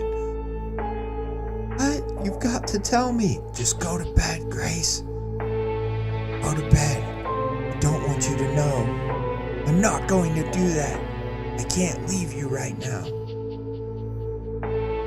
I took a long breath and sat down on the couch, leaving a seat open for her. She took a seat and we sat there for a while without a word while she rocked Wyatt back to sleep. Then I started to explain what I'd seen about Spot, about the thing in the woods, about how the puppet had tried to bite me. I showed her my hand where I had grabbed one of the tendrils. A large blister had formed across my palm, burning like hell, frostbite. We stayed up the rest of the night, keeping watch from the couch. Every light in the house was switched on. I wrapped my hand and kept it on the gun. This wasn't just some strange happening. There was something out there, something malevolent, something that was feeding on our life, taking it from us. In a weird way, it brought me a little fleeting comfort, finally knowing something. I just wish that something hadn't been so terrifying. Yeah, for sure. Later that morning, a couple hours after sun came up, I made a phone call to you. I couldn't understand why Grace and I were the only ones who could remember Spot or our apartment. Someone out there had to remember us. You had been with us all weekend. You were the last person to talk to us really before all this started. If there was anyone besides us, it would be you. I didn't go into it all on the phone. Just said I needed you and that it was urgent. You came over right away. When you got to the house, I sat you down on the couch and just went straight into it. Do you remember helping us move this weekend? I asked. Yeah, why? A little glimmer of hope lit up my eyes. You did. So you remember the apartment at Shady Oaks. You remember I lived there. You remember our dog, Spot? I must have sounded frantic. You were the first sign of optimism I'd had in so long. It was short-lived, though. I saw it in your face, just like I'd seen in Michael's. Like I'm sure Grace had seen in her mother and in Lindsay. You didn't remember. You couldn't remember. You sounded so frustrated that you couldn't remember. Where we'd moved all our stuff from only a few days ago. You said you didn't know about any dog. You hadn't even been over to my place since me and Grace moved to Houston. You'd been there hundreds of times. I collapsed next to you on the couch. It was a gut punch, knowing that we were really alone. At least you knew there was something wrong, even though you had no clue to what extent. You knew we had moved a bunch of stuff from somewhere, and you knew you should definitely be able to tell from where, but couldn't. See, that's just such a creepy contact. That's just such a creepy part in and of itself, because it's like he goes there, he knows this is his brother, he knows that they're close, he probably still remembers like growing up with him and stuff, but then he's like, yeah, and we live in the same city, but I can't remember ever going to your house or ever, anything like that. And then so nothing from the old house and nothing with the dog there or anything like that. And it's just, yeah, it's so horrifying, because again, it's like, even though he's not at risk of being deleted, at least the brother isn't, at least Ben isn't that we know of, he still is having the realization that something's been taken away from me that I don't know, I can't remember. And that's so horrifying too. Oh God, very, very sad. At least you knew there was something wrong, even though you had no clue to what extent. You knew we had moved a bunch of stuff from somewhere, and you knew you should definitely be able to tell from where, but couldn't. Look, man, I don't know why I can't tell you, but I can't. Is that why you called me over here? You think I got dementia or something? It's just a blank. No, you're not alone in this. Nobody can remember it. That's the thing. Just me and Grace. I started to tell you everything. All the stuff missing, all the people at the apartment complex. even the hideous creature I'd seen a few hours earlier. I didn't care if I sounded crazy. I'd spent the last couple of hours hoping and praying that I was. When I'd finished, you sat there in stunned silence, mouth agape. I guess I couldn't have expected anything more. The whole house rang quiet, save for the sound of Wyatt's quiet cooing coming from his room and Grace opening the dryer. I mean, Danny, buddy, I don't know what you want me to say. Is this supposed to be some kind of out of the season April Fool's joke? You finally scoffed. I know what it sounds like. I just had to tell someone, man. I'm losing it. I'd say you're already there, bro. I mean, did you just hear yourself? While you were speaking, I thought I heard the sound of metal clicking coming from over near the baby's room, like keys.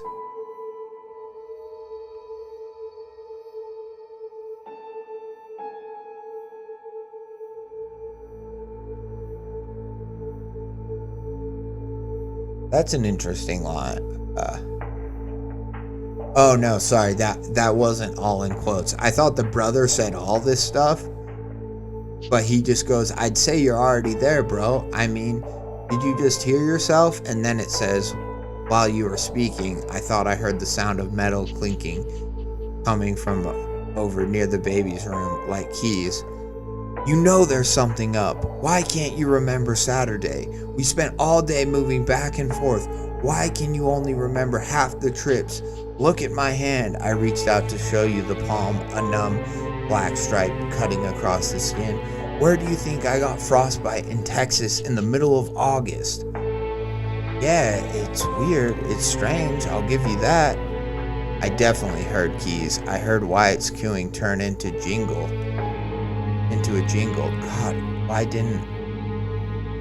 God, why didn't I shut up? Why didn't I go check? I was so wound up that maybe I could convince you, but why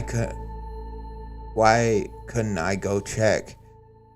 But it's going to take a little more for me to jump from that to devil dogs in your backyard and ice vine monsters stealing your car keys. Ben, you're the only person I know to ask. Just need help, man. Just pretend for a second it's true. What could you think to do?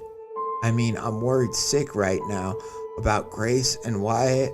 I saw your face change. That look, that damn dreaded look came back and my stomach turned so violently I almost hit the ground. Time slammed to a halt and I begged and prayed you wouldn't say what I knew was about to come. Who's Wyatt? Grace screamed, ripped through the house and through my soul. I sprinted over to her on the floor in front of his bedroom door. My eyes confirmed my worst fear. The crib was gone. His toys were gone. Our boy was gone. Tears rushed to flood my eyes, blurring my vision of the empty, blank room that had once and ever been my son's. What kind of words could I string together to give you even the tiniest glimpse of that sorrow? I don't think they exist in any language known to man, and if they did, I don't have the composure to write them here. Just know that it is more crushing, more eviscerating than you could ever possibly imagine. That was the beginning of the end. There was nothing more to do after that. You slipped out at some point. I don't blame you. After all, I just said to you, and then you sit and watch us as we melt into hysterics over a vacant room in our house. I'd probably leave too. I wish I could have. I wish I could have been anywhere but in that house in that moment. I don't know if I've been able to leave it. I think most of me is still back there. Grace remained in shock, a husk of a woman. For the second day in a row, we didn't eat, we didn't drink, we didn't talk. I barricaded us in our bedroom, and I knew what would be coming when the sun set. It started around 11 or so.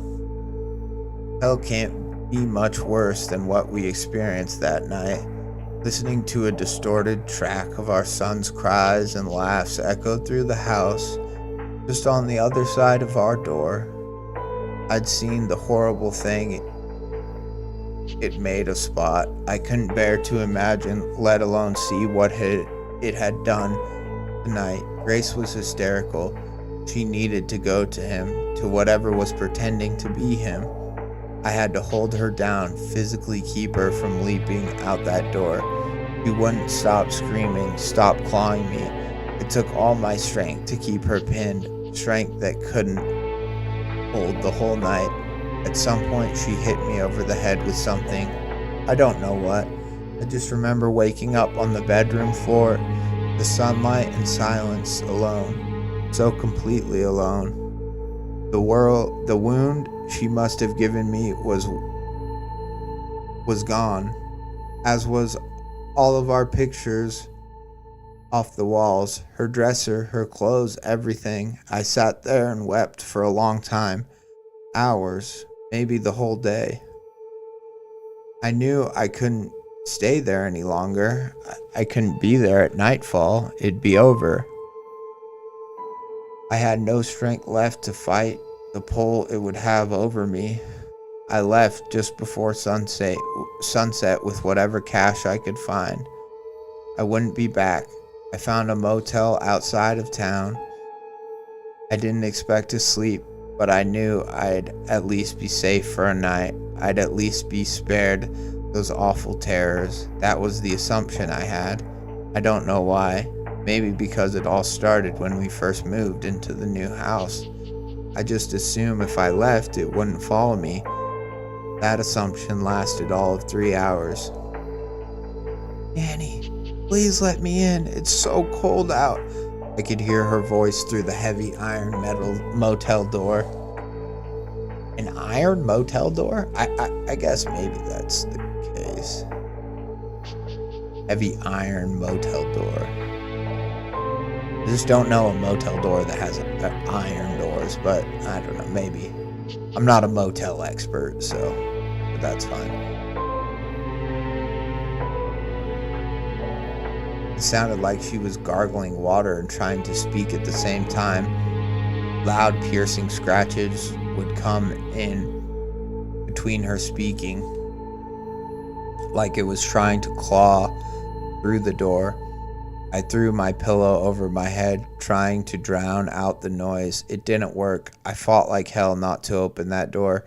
Each time her voice came through, it came through clearer and clearer. It was learning, getting better, becoming more like her. I knew I wouldn't last. I made it through the first night, but it would be back again, and I wouldn't last. I called you earlier tonight. I was holding on to some small, resilient, delusional last gasp of hope that you hadn't forgotten her.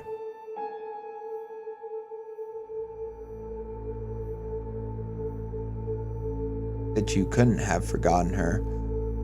All the days you and Anne have spent with us, all the times we watched the girls. You were the best man in our wedding, for Christ's sake.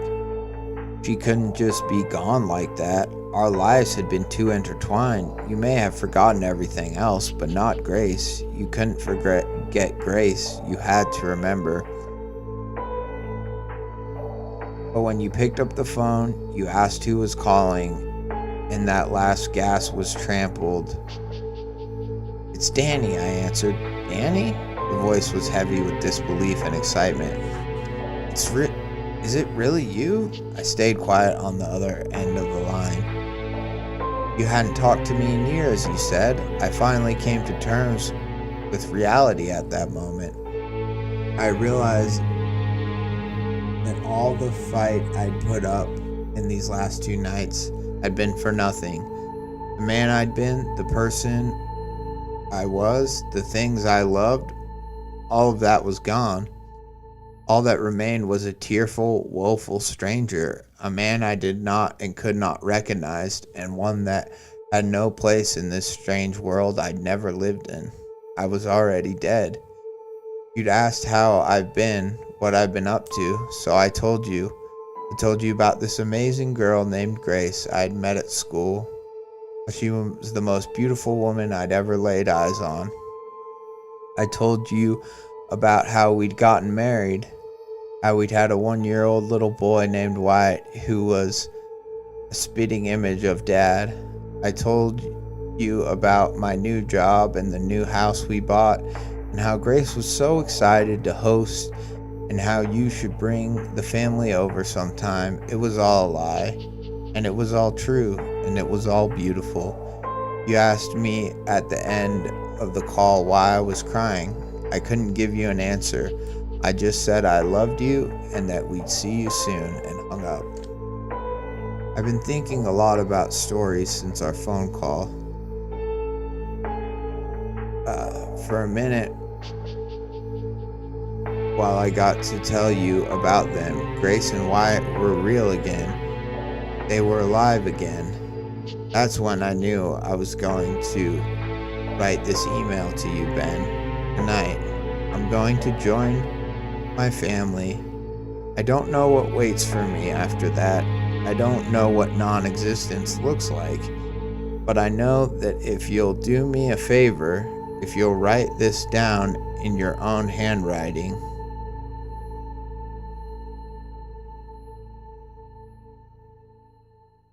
I'll go on living. Before I left the house, I found a few love letters I'd written to Grace while we were dating. Still intact, of course. The girl they were to wasn't real. Of course, the girl they were to wasn't real. She didn't exist, but I'd still written them, and they were still here. That gives me some hope. If you please do this for me, Ben, I'll go on living. It'll be as a character in a fiction, but I'll go on living. I love you so much, man. I'm sorry you can't remember all the good times we had. If you're reading this back, however long from now, thank you. Maybe somehow I'll see you again. See you again one day. If not, I hope you enjoyed the story. Love you forever, your little brother, Danny. I found this scrawled down in an old notebook while I was doing some spring cleaning. I'm not really a writer, and I definitely don't remember writing this. I don't know what to make of it. I've never had a brother. I don't know anyone named Danny. I've read it probably 5 times in the last 2 days. I keep looking at those names. Anne and the girls. Keep looking at those names. Anne and the girls. I don't recognize them. This house feels so much more empty than it did before I read this. Empty and cold. Fuck. That's such a bummer of an ending too, because it also just means that the brother got, if not eaten by the monster, everything in his family got fed on too. You know what I mean? So both Danny and Ben are victims of this. But the fact that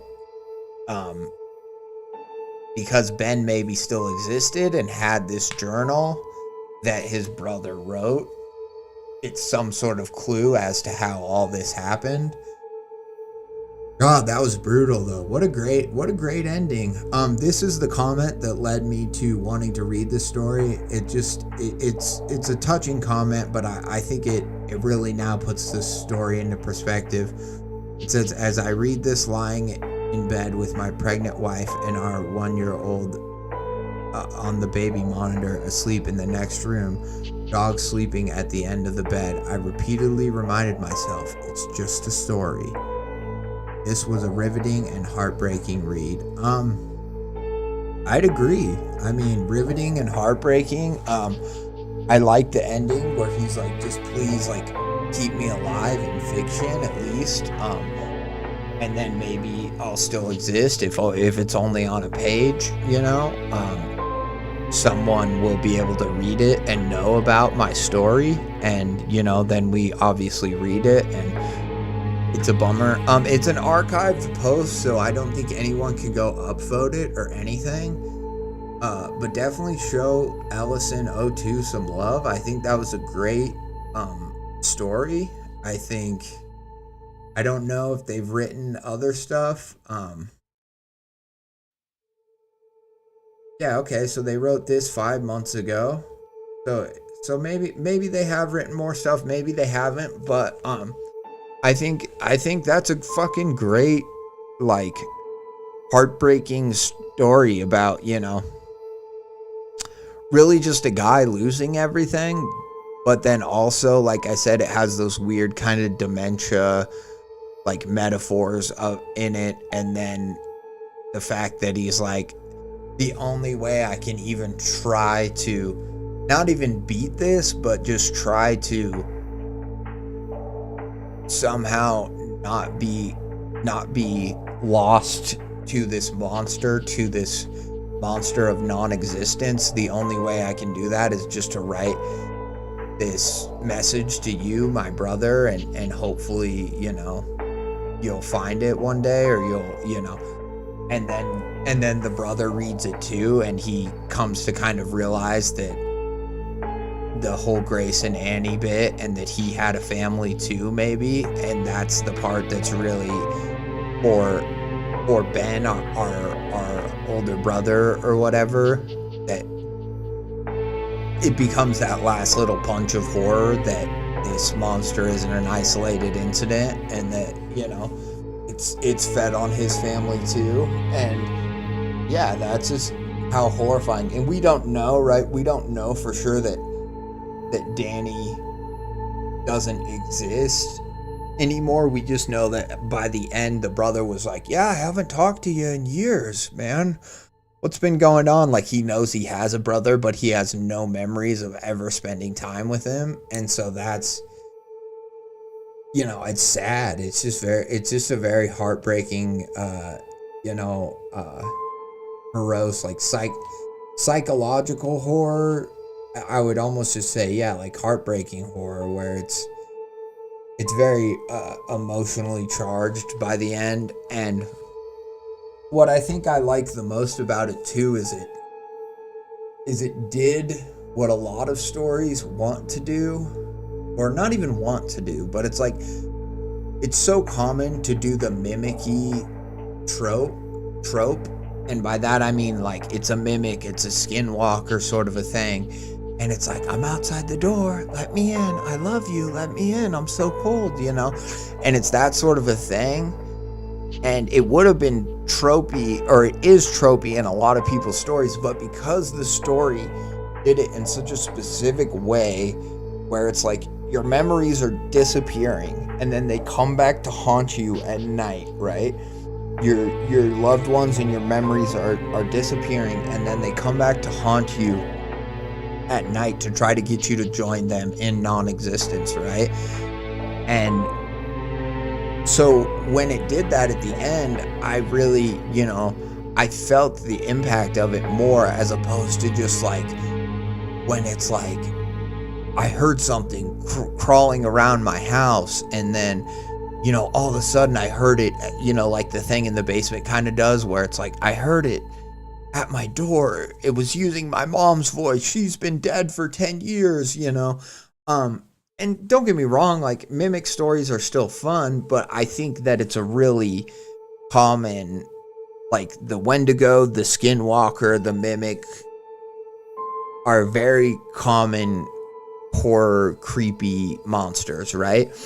But it didn't just straight up be like, it's a mimic. It's your memories being snuffed out, and then them coming back as deformed puppets, trying to seduce you into, feeding yourself to whatever they've been fed to, the same creature. And like, when we saw the dog, it was awesome. And then just hearing the wife, it was just perfect. It was the wife just coming to the door and just being like, I'm so cold. And then the guy, Daniel, just being like, I won't last. I barely made it through last night. I'm not going to last, I'm going to end up going out there to her. Like, I miss my family too much, And that, I think, it had such an impact because of the emotion, and it was just it was perfectly paced there at the end too, where it's like she's not sitting there, it's not like a whole nother story where he's like, and now my wife was out the door, but I know it's not my wife, and blah blah blah, and like it didn't go on too long to where it's like, well, now he's got to try to fight off his wife, because at that point he's a broken man. He has nothing left to live for. Everything he's ever loved has already been taken from him. So he just, he calls his brother in one last desperate attempt to just, tell him about everything he's lost, and then write this story, and it was really good. I think it was a great story, and the fact that it still went to those creepy dog monster and then creepy loved one mimic outside the door, it still went to those places, but it did it in such a way that it just seemed like captivating and made sense. It didn't seem like it's like, oh, what, it's a creepy dog creature, oh, and now the thing's a skinwalker. Like, I feel like there's a lot of things that stories do where they want to write a story about a skinwalker, and so they're like, oh, I'll do it with this and it'll be creepy outside the door. But with this story, it's like he wanted to write a story about a monster of non-existence coming and feeding on people, and he did that, and then he did that in such a way to where it made sense that first the dog was trying to lure him outside, and then this baby son, and then the wife eventually. It was great. I think it was a great story. Ellison, bravo, great job. I appreciate you. I hope you write more in the future, because this was a good one. And I think that comment really hit it on the head. Like, it's just a story, and it was great. I think it was good, like, emotional horror that made sense, and still went to those really fun, creepy places with the dog and the black tendrils and the wife calling for him, and the baby cooing and crying for his mommy. Like, all that stuff is really creepy and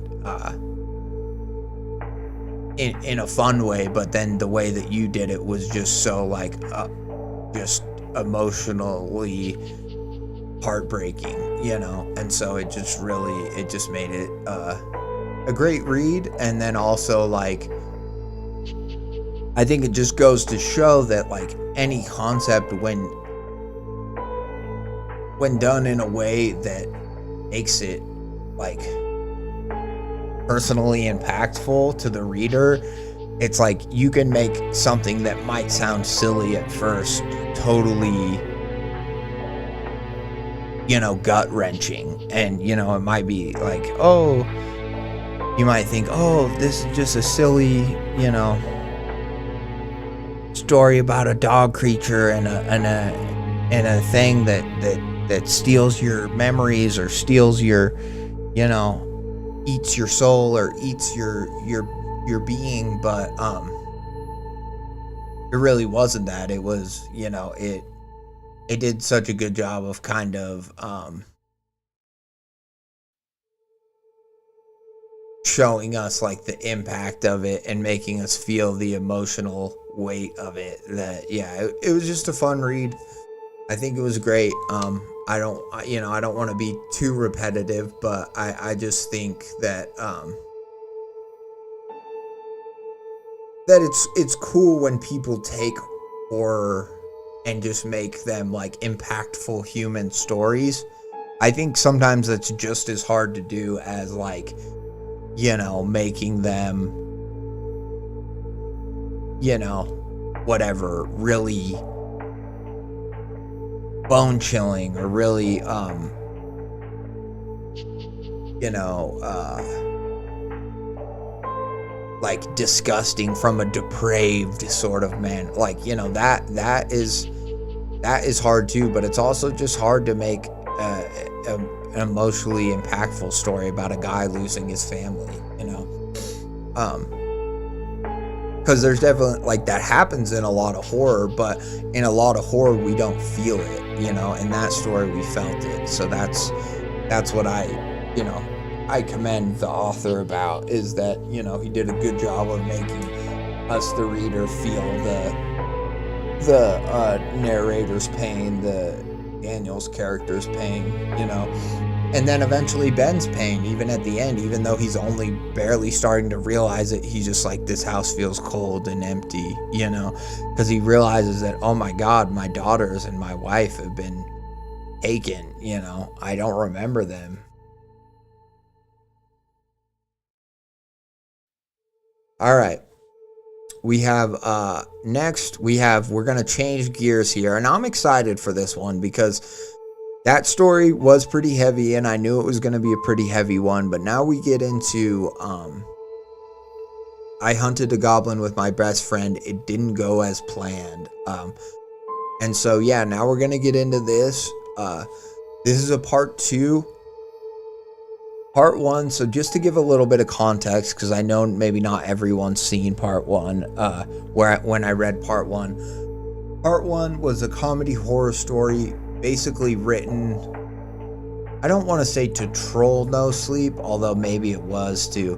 It was to be a parody for No Sleep, and it was meant to follow all of the No Sleep rules, but still be a comedy horror, you know, was kind of the point of it, right? And this person obviously wrote it, posted it on No Sleep.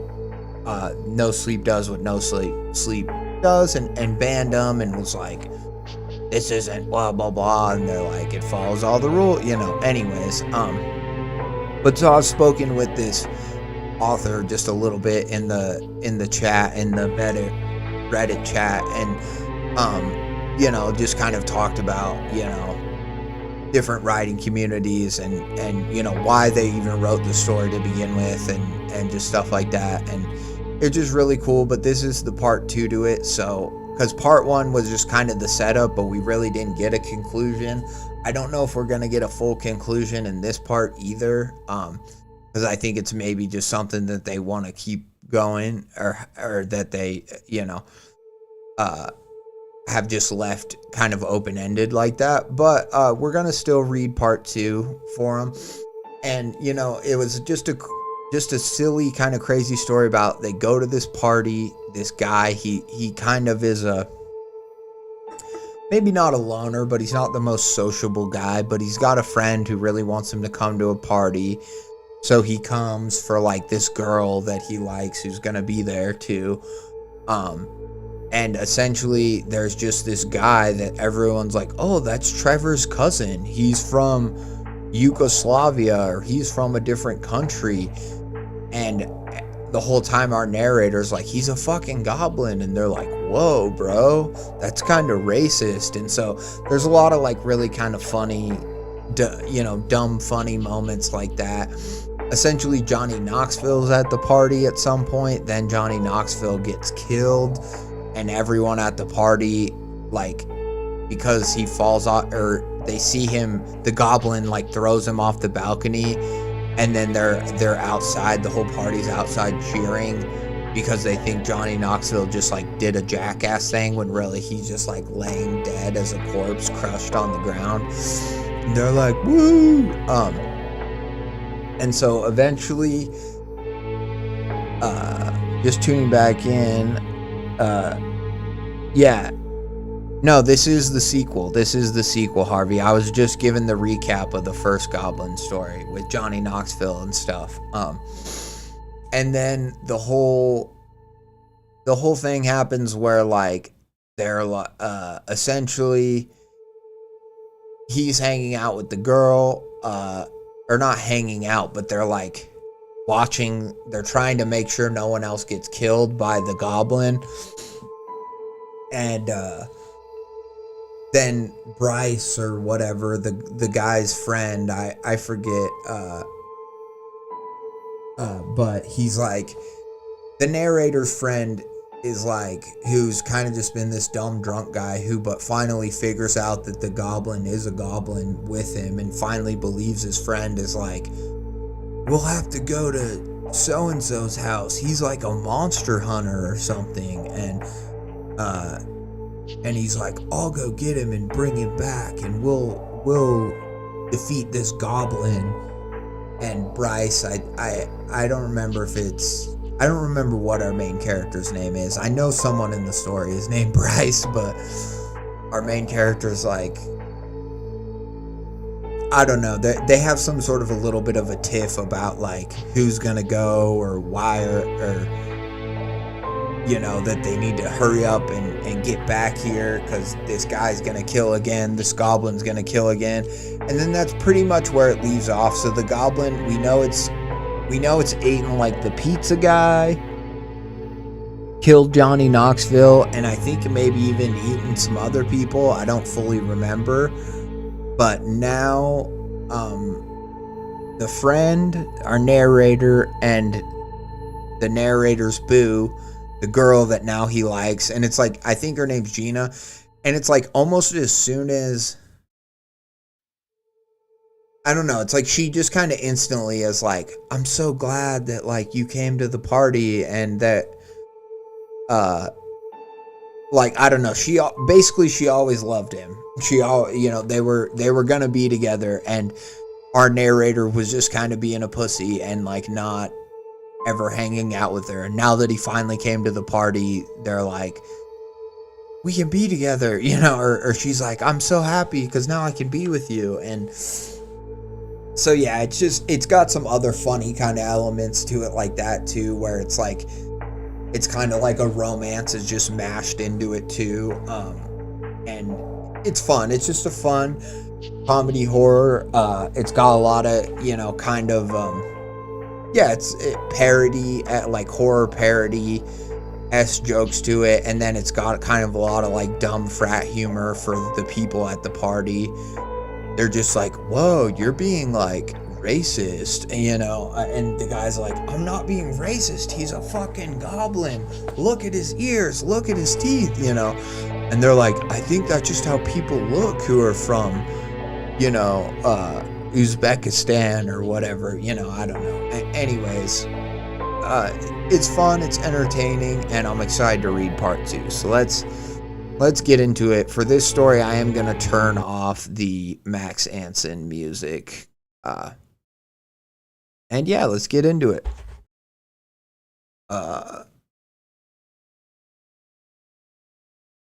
And the other thing I was going to say is I'm really excited to read this story after the first story, because I knew that first story was going to be kind of heavy, judging by the comment. And so I'm excited because now we get to kind of lighten the mood a little bit.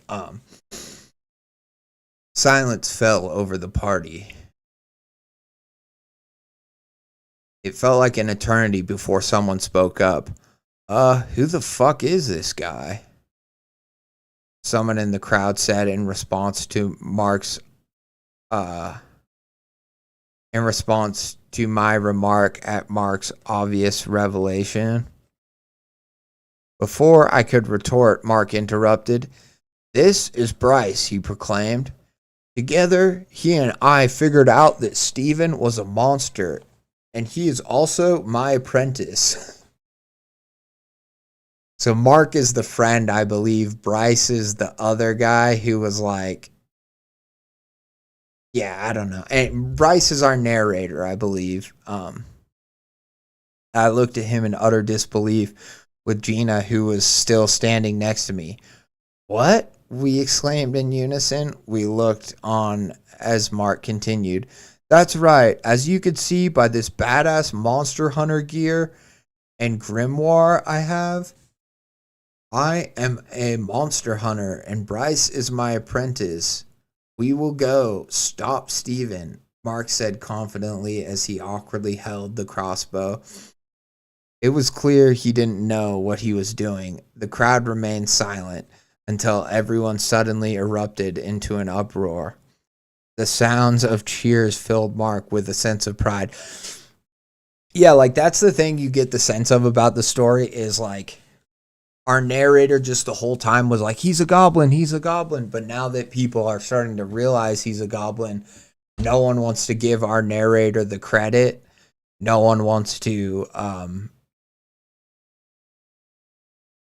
no one wants to listen to our narrator, even though if he's not the smartest person there, he's at least smart enough to realize a spade's a spade. A goblin's a goblin, in other words. And so, yeah, it's just, that's kind of the dynamic we have between these now monster hunter, quote unquote, and our narrator.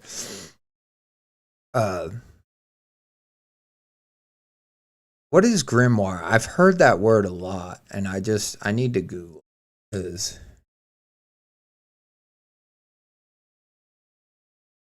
is it like clothing? Is that oh is a textbook of magic or witchcraft used by practitioners to perform spells. Okay, so they've got a spell book. Okay.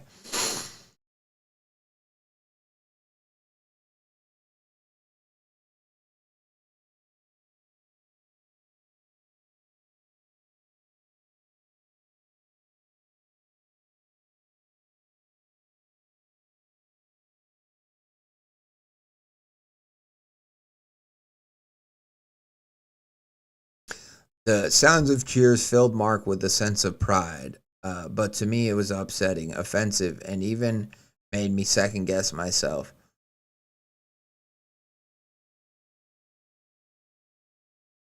Yes, that is right. Together we will stop and kill this ogre, he proclaimed aloud, confident, as I interjected with an irritation clear in my voice. Goblin! As the crowd cheered and hyped Mark up some more, he posed with his crossbow, accidentally pulling the trigger and shooting someone in the crowd. Ah, what the fuck? The voice cried in pain as awe fell over the crowd. Mark, with bloodshot eyes, obviously still high, quickly remarked, had to demonstrate my excellent marksmanship. He smiled and stood strong and tall. The crowd roared with excitement as the guy he had shot in the foot exclaimed, "Holy shit, he's so fucking cool." I looked and scoffed as I turned to the guy. He fucking shot you in the foot. You elect him to be trusted with such a task? It just again, I don't know how douchey our narrator is supposed to be, but then he says lines like this amongst all this dumb frat boy energy, and it just makes him seem kind of dumb too, because he's like, he fucking shot you in the foot. You elect him to be trusted with such a task? It's just funny. The party goer looked at me and said, "Bro, but he looks so epic. And let's be honest, he had so much aura when he shot me." I rolled my eyes and walked away. Gina noticed and began to follow.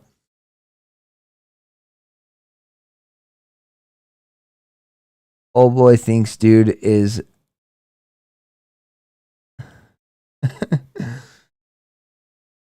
everyone booed him. Yeah.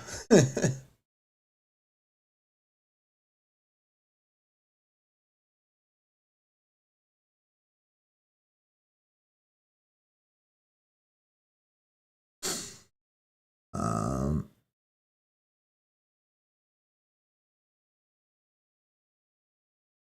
all right. Oh, Bryce, hey, slow down, she said, grabbing my hand. Why? I asked abruptly. Why? No one is taking me seriously, and you know what? I said as I turned to her, I still can't get anyone to listen to me or see me. I didn't even manage to stop Steven. My blood began to boil as an immense feeling of self disappointment began to sink in. I hung my head in shame, feeling like a failure and wanting nothing more than to throw a pity party for myself. Gina grabbed my face and fixed my gaze to hers. I believe you, she began softly. I think Mark might just be playing it up because he's not used to this attention, but he's still a good friend. She smiled faintly as she continued. He's going to need you there with him. She brushed my face to try to calm me, but I was still distraught over everything. Bryce, you're a good friend, she said. Mark is being an ass right now, but he's a good friend too, she assured me. She let go of my face and a coy smile spread across her lips. He did bring me here to see you tonight, she said, a blush reddening her cheeks. I scoffed as I chuckled at her. That's such bullshit to pull that card. I laughed and stared at her with admiration. I couldn't help but notice how beautiful she was amongst the chaos. She chuckled, but her smile softened as she turned the conversation back onto Mark. It's true, Bryce.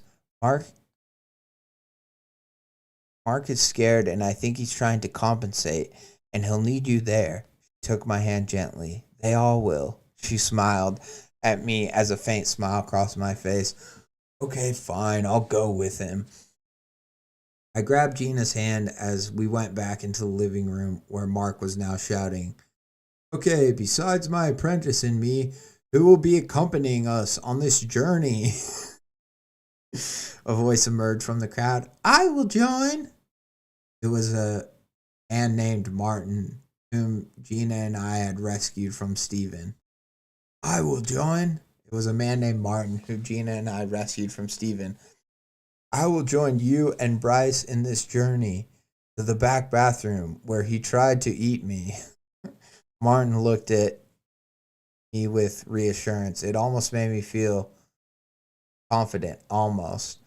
I felt a hand gently lay on my shoulder as Gina announced, I will go too. I grabbed her and turned away so only she could hear me. Absolutely not. The safest place for you is here, Gina scoffed. Fine. I guess someone should find Tyler and make sure he knows what's going on, she said as I replied, Okay, please make it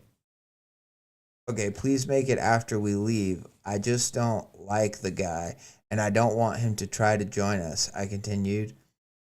Tyler's always felt off to me, I said as I hugged Gina and went to join Mark and Martin.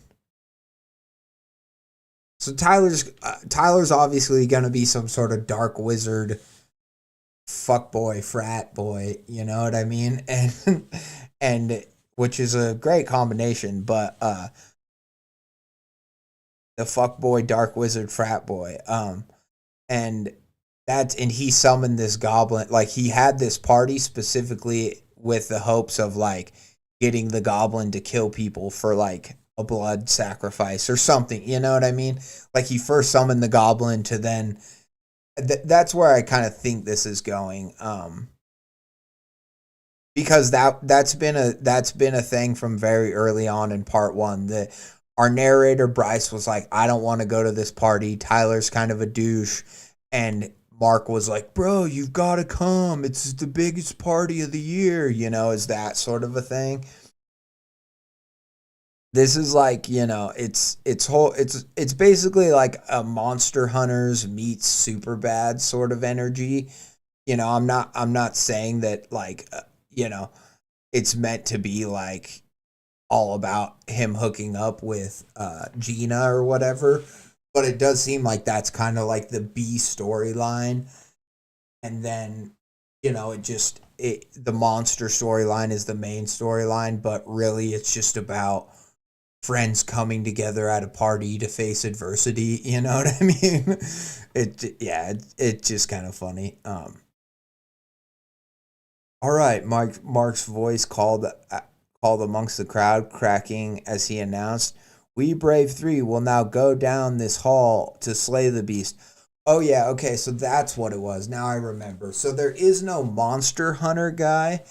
Basically, Mark has an uncle who's like a monster hunter, and he's like, you can use my supplies or something. So that's why like Mark is now, he's like, I have this grimoire and this fucking, you know, crossbow. We will slay Steven, Um, and yeah, and I don't know if I think I have it in Reddit somewhere. It might just be like, I don't know how it was made. I think maybe it was just an AI like version. I don't know for sure, so I don't want to say one way or the other.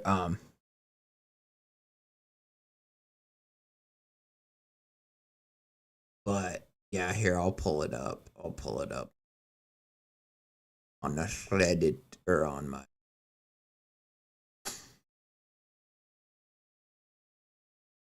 So they're like, essentially, this is what I imagine Steven, our goblin, to look like. He's got a shirt that says "Party Animal." He's eating chicken wings. You know, he's getting drinking beer and eating people and killing people. So this is our Steven, which is a lot of fun, right? I mean, I think I just think the story to me, it's just a funny enough combo that I'm just entertained by just kind of the douchey repartee that goes on within the story, as well as like, I'm curious to see like, okay, did a goblin just appear? No one knows how it got into reality. Is Are they going to kind of figure out that their world is more supernatural than they originally thought? Where's this going? Are Mark and Bryce actually going to become monster hunters themselves? We don't know. We will have to see.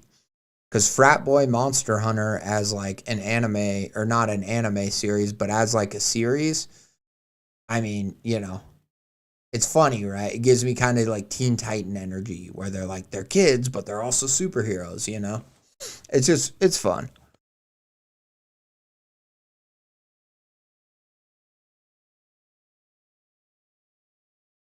Tears emerged as Mark stood proudly and threw the grimoire to me and his sack of supplies to Martin, and clumsily gripped the crossbow and headed down the dark hallway. We edged our way down the hallway as the foul odor lingered. Our feet squelched on the slimy, thick, translucent green ooze of the trail Stephen had left.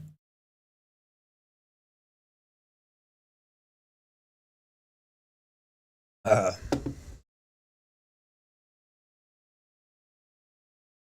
we approached the door that had busted open from my previous encounter with Stephen. Mark held his hand up and commanded us to stop. Then he pushed Martin inside and yelled loudly as he followed with the crossbow up and in a position to fire. The room was empty. No Stephen, no goblin, no monsters or ghouls. Just a vacant room.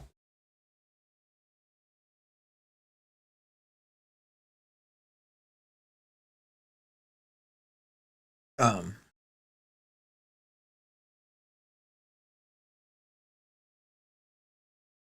just a vacant room with a busted door, a slimed green trail, and a hole in the wall. Martin immediately turned to Mark and screamed, "What the hell, man? Why did you push me in here?" Mark laughed and lowered his crossbow. "You fool, it's the first trick of monster hunting. Throw out the bait, and then I attack." Martin looked angrily. "So I'm the bait?" Mark scoffed and leaned against the dresser nearby. "I assure you, no harm would come to you, as I would have been too fast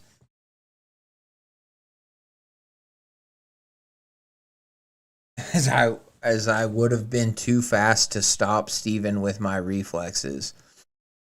Uh Smiling smugly as he dropped the crossbow and shot a bolt right by my foot.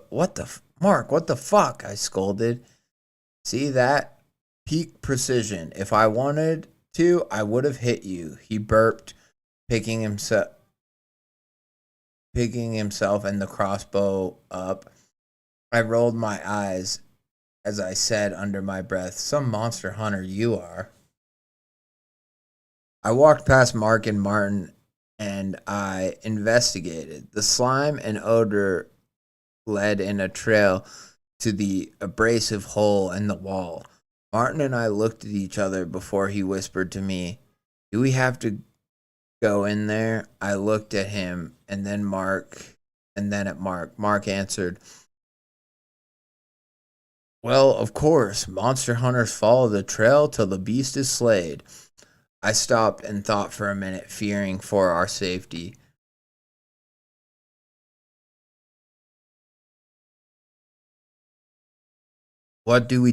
Fearing for our safety, what do we do about Stephen, and what supplies do we have?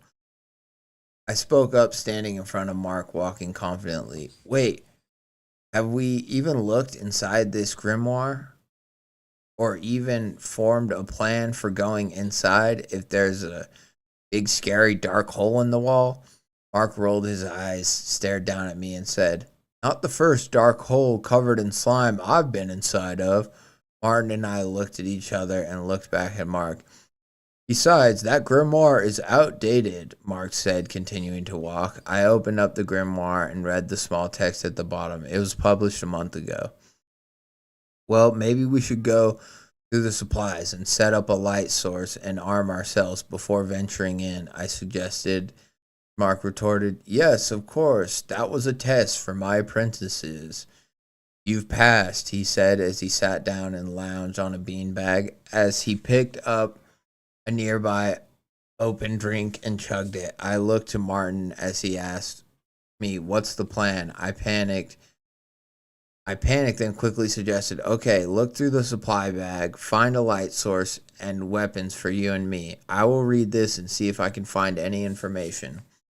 I looked at the book as I opened it, and the cover was rough, worn, and weathered. The leathery cover was surely made of something skin, no telling what. I slowly opened the book as I read the first page, or tried to read the first page.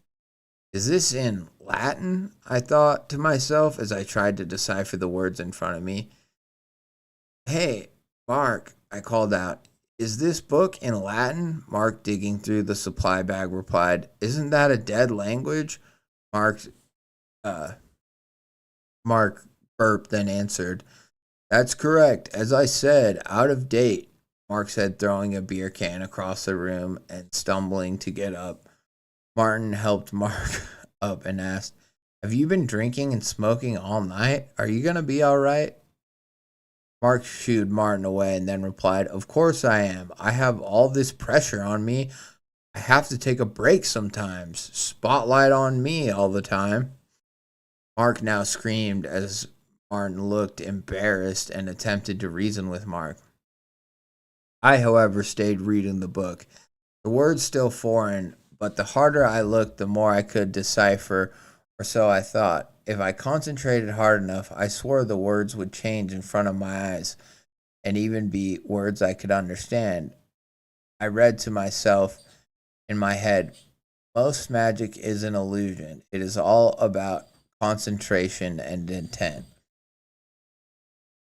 I contemplated the meaning. An interesting beginning to a book, I thought to myself.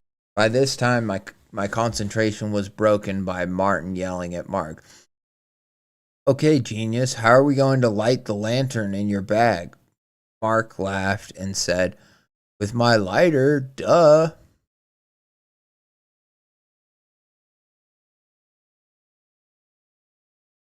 Mark said as he held up a bag of white powder, and Martin said, "That's not a lighter." Mark, now embarrassed, muttered, "Wrong pocket." I turned around, looked at the lantern, and turned back to the grimoire. I flipped through the pages carefully, reading the text till I saw Ignis. I concentrated hard as the words in glowing, illuminating orange text turned to fire. I followed the commands in the book, and less than confident held my hand up to the side of the hall lantern and whispered, "Ignis." A weak Ignis. A weak flame began as I felt my fingertip warm up and the light glowed dimly. No one had noticed as I yelled, "Guys, I got it!" So Bryce is now turning into some sort of a wizard, magician, monster hunter.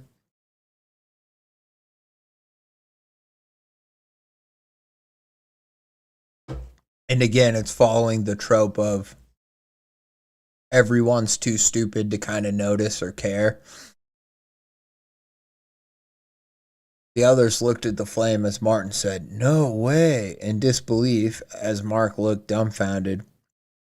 My overwhelming surprise and joy was suddenly broken by a disgusting snort and cackle, a grossly familiar one. "No way."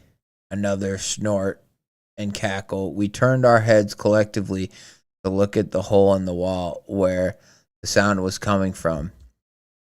In the vast darkness, we saw glowing amber, predatory eyes fixed to the flame.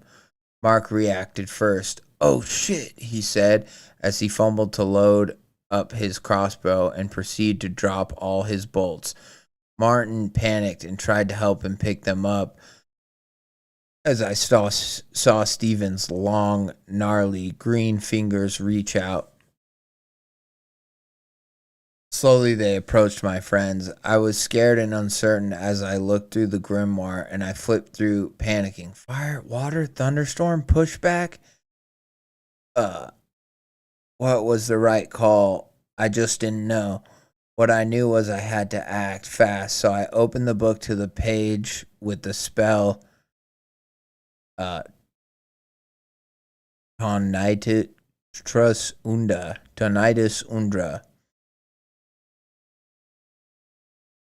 It had clear warning labels, but I thought, fuck it. Act now or never. I spoke the command loudly and confidently as I hurled monstrous waves violently from my hands spread out in front of me.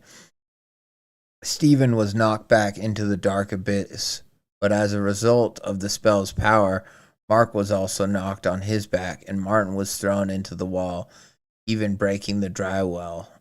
"Martin," I screamed in fear as Mark helped him to his feet, then scolded me. "Maybe leave the monster hunting to the professionals, Bryce." I felt embarrassment, shame, and even worse, anger of the fear that, due to my anxiety and doubt mixed with Mark's incompetence, Stephen might get me. He's gonna get me.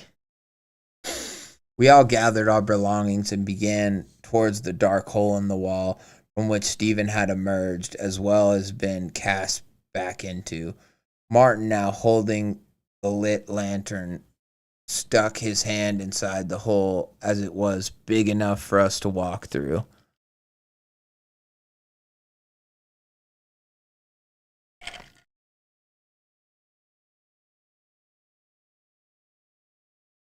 We had no idea how big it truly was.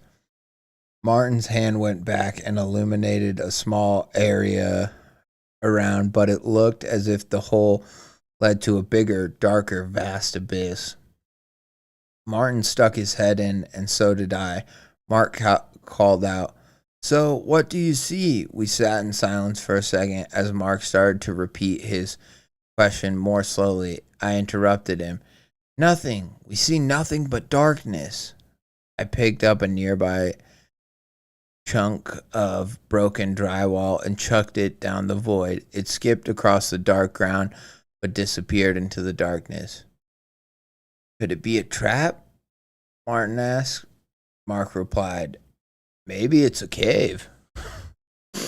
I wasn't sure what to make of it and figured maybe I could consult the grimoire, as it would have more than just spells. It would have details on monsters as well. "Thank you, rude dude. It has been.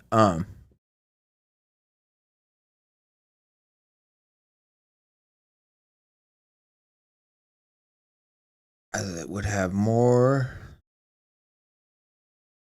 details on monsters as well." Mark bravely stepped up, puffed his chest out, I think it should say, but and walked in front of me, commanding Martin to stand close by with the lantern. I, annoyed, scoffed and rolled my eyes as we made our way into the dark abyss. I opened the grimoire as I now felt a warm rush of air around me. In this cold, dark hole, the pages turned and seemed to turn by themselves, first fast and violently, then slowly as it dropped at a page. The text in Latin was foreign to me, now shifting before my eyes, a fiery ember orange as the text shifting before my eyes, a fiery ember orange as the text said goblin. I read up on the page as we continued into the darkness for what we felt like was maybe hours. I learned some interesting thing. Goblins are innately magical creatures. They typically are beings of chaos, therefore sometimes lack motives in what they do. I also learned the most common and powerful kind of goblin is an ancient sort by the name of Kobalas. I had no idea what this meant, but my concentration was broken by the two in front of me arguing. So where are we going? Martin asked Mark. To the goblin's lair.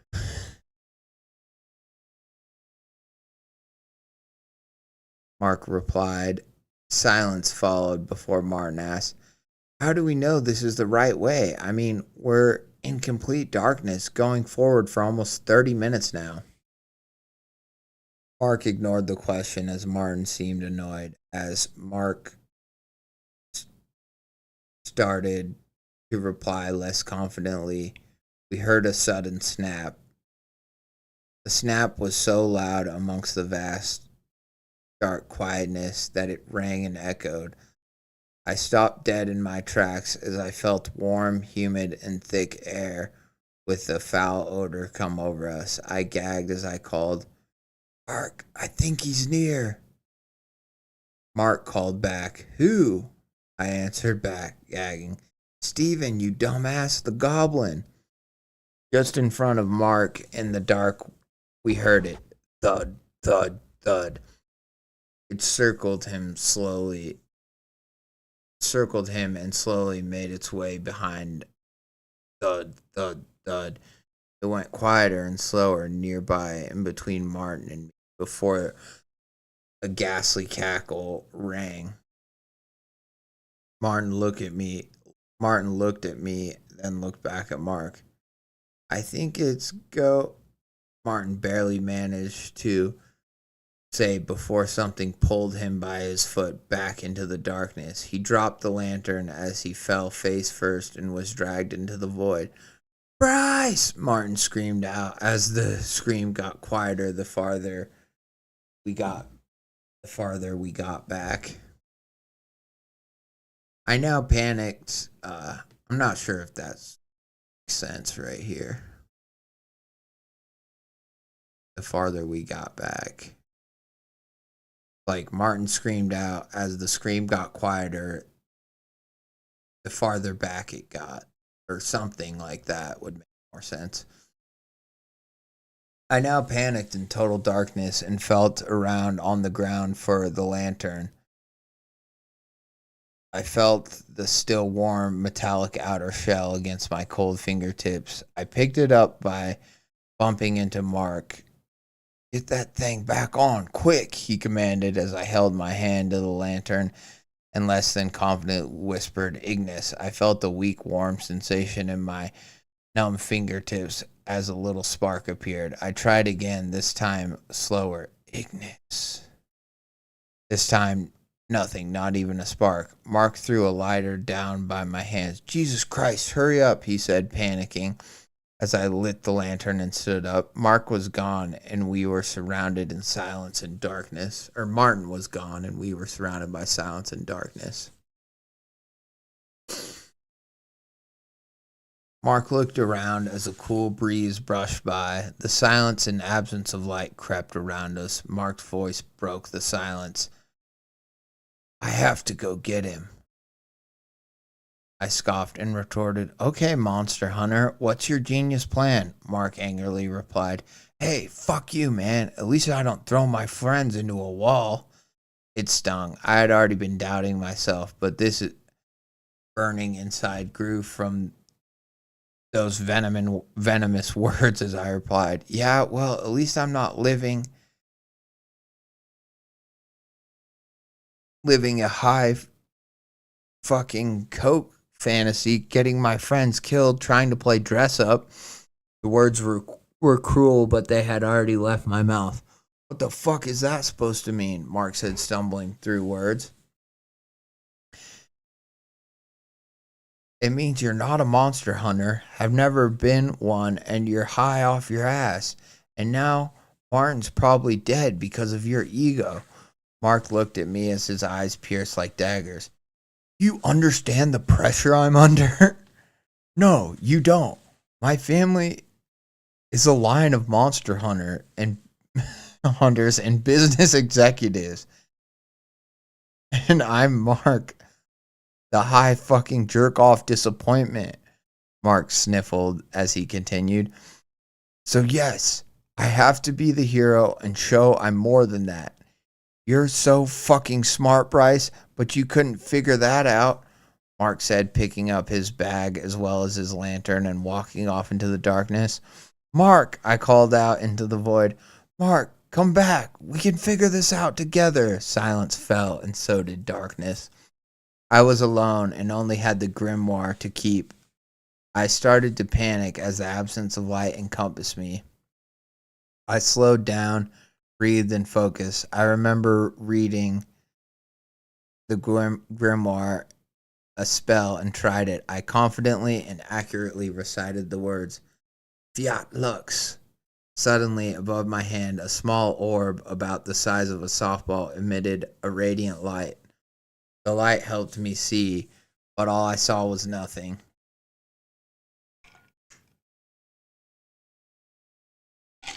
Darkness all around and even worse, silence. Mark! I called out as wherever he had gone. It was not safe to go alone. I ventured farther down the path through the darkness. Mark, come back! I called out as I stopped and listened. I heard nothing besides a drip, drip, drip. I knew not where it was coming from, but the only thing my senses could make out was the drip, drip, drip. I turned around, slowly illuminating the area around me that I could visibly see, and couldn't see any source of sound or anything for that matter. I stopped and noticed the sound had stopped. There was silence. I quickly inhaled shakily as I looked out into the distance and thought I could make out a hooded figure. I stared a little longer, letting my eyes adjust, and peered at the ominous tall cloaked thing. Zzz. Suddenly a noise erupted from my pocket, which scared me. Zzz. It was my phone making a noise. I exhaled calmly and muttered under fuck me as I took my phone out of my pocket and looked. Gina was FaceTiming me. So ridiculous to get a FaceTime in the middle of a cave while you're hunting for a goblin, but it's fun. I looked up from my phone to see once again total darkness around me, and the figure I once thought I saw was now gone. I answered Gina's call. Hey Bryce, she said as she was calling me from a very nicely decorated room. Hey Gina, I said as I continued to look around and try and stay somewhat vigilant. So I talked to Tyler and told him everything that's going on, Gina said as she pointed the phone at herself and continued to walk through the room before sitting down in an office chair in front of a family crest. Gina continued. He said he had no idea of a goblin at his party and was even more confused when we brought up Steven saying he does have a cousin. When we brought up Steven saying he does have a cousin named Steven, but he's certainly not a goblin. Gina said in utter disbelief as I was confused. Gina, set the phone down, propping it up and fitting her upper body and face in the frame. The background was also more visible, so was the family crest on the wall behind her. Holy shit, I whispered in disbelief. Gina, where are you? Gina looked at me confused and asked, Tyler's study, why?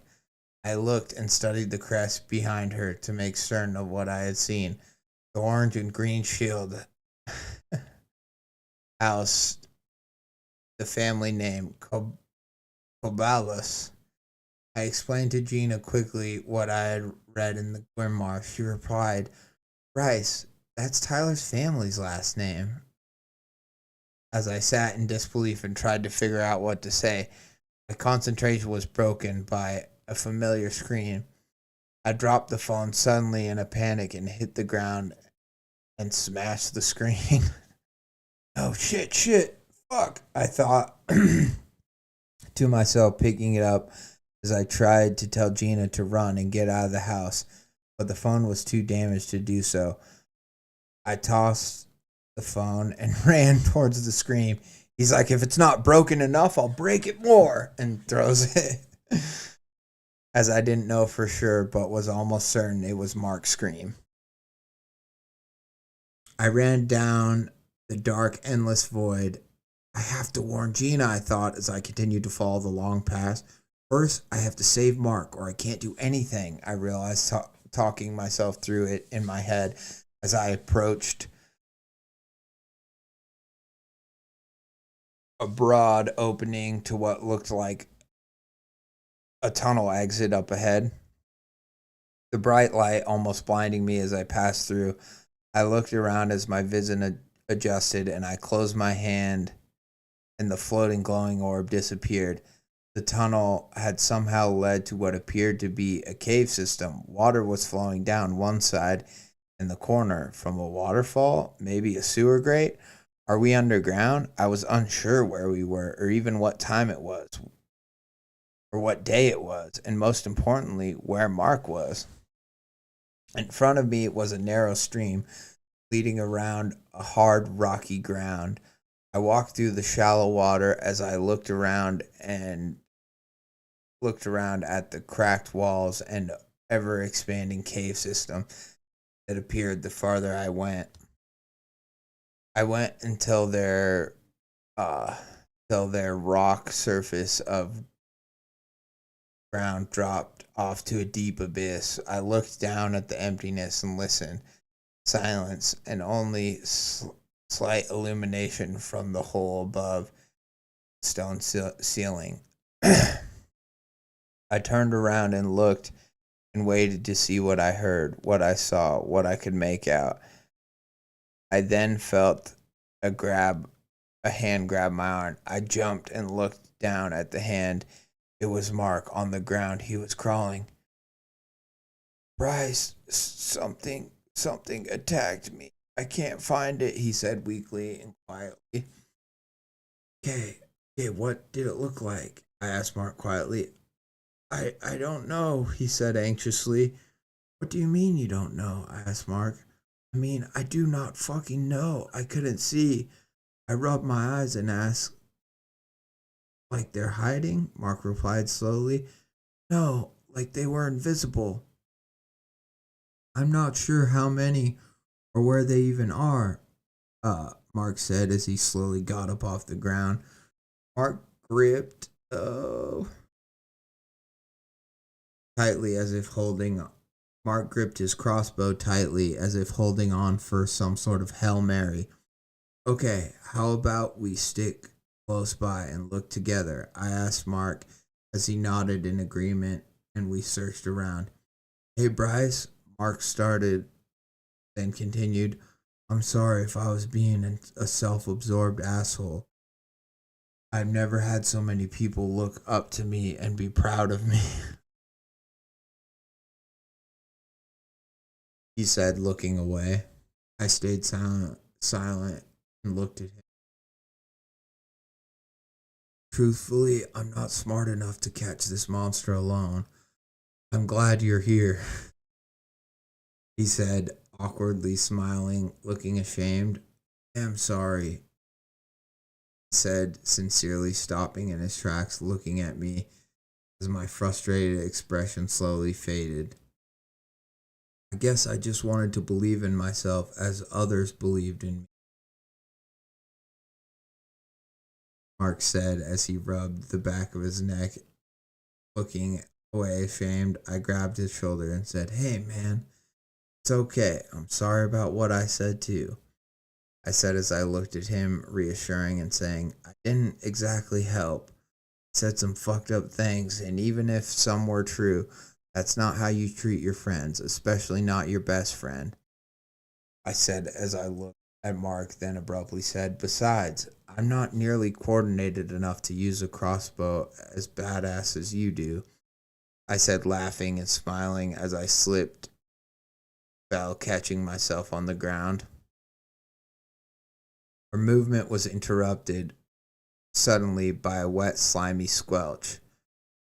What the fuck is that?" I said as Mark gagged from the smell of it. "Steven," Bull said. I looked at Mark and said, "Okay, let's just stop here. I'll look through the grimoire.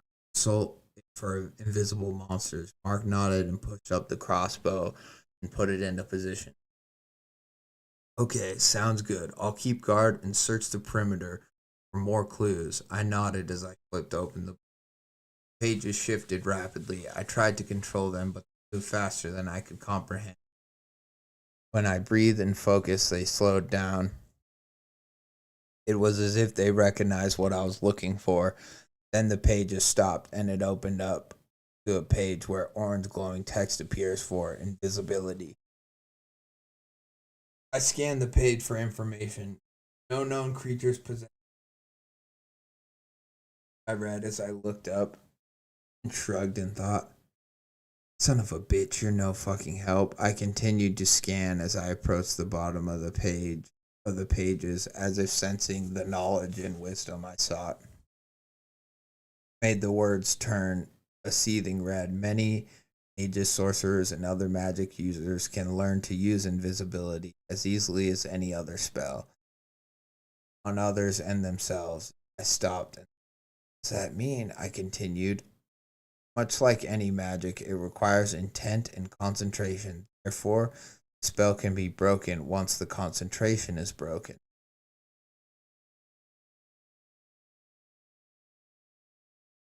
I processed this as I heard the foul sound, highly grotesque, familiar snort. "Oh shit!" Ooh. All right. I'm gonna go to the bathroom real quick. Then we will conclude to see what happens to Steven. Oh, we're so close though. Fuck. Okay. I'll wait. Um.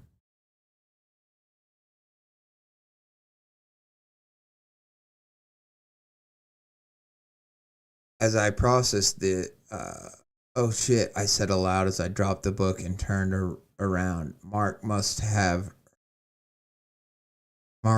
not have heard it, as he stayed vigilant, searching the perimeter, but seemingly not even alerted. "Mark," I called out as he lowered his crossbow and turned around. "Steven is near," I cried as Mark looked around frantically. "Where?" he said, confused as he now fully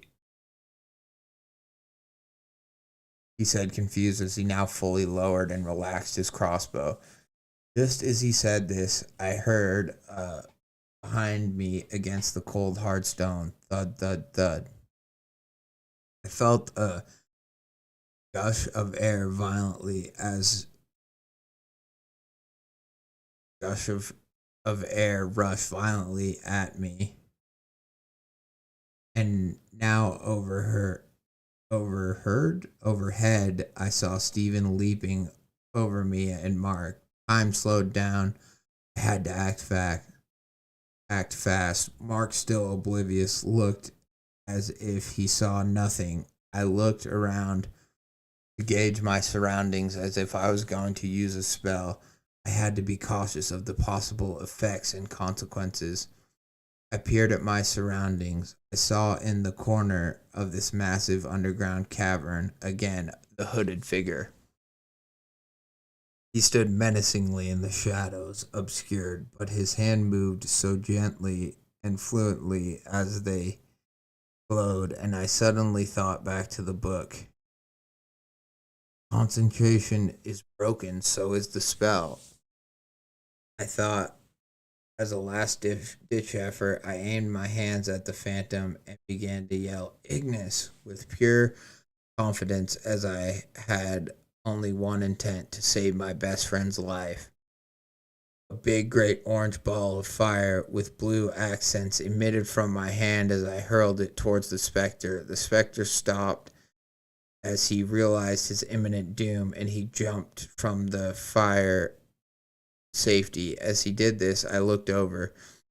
Stephen was at least 70 feet from Mark, but quickly getting closer as he glided through the air. In an instant, I saw Mark's expression change into immense horror.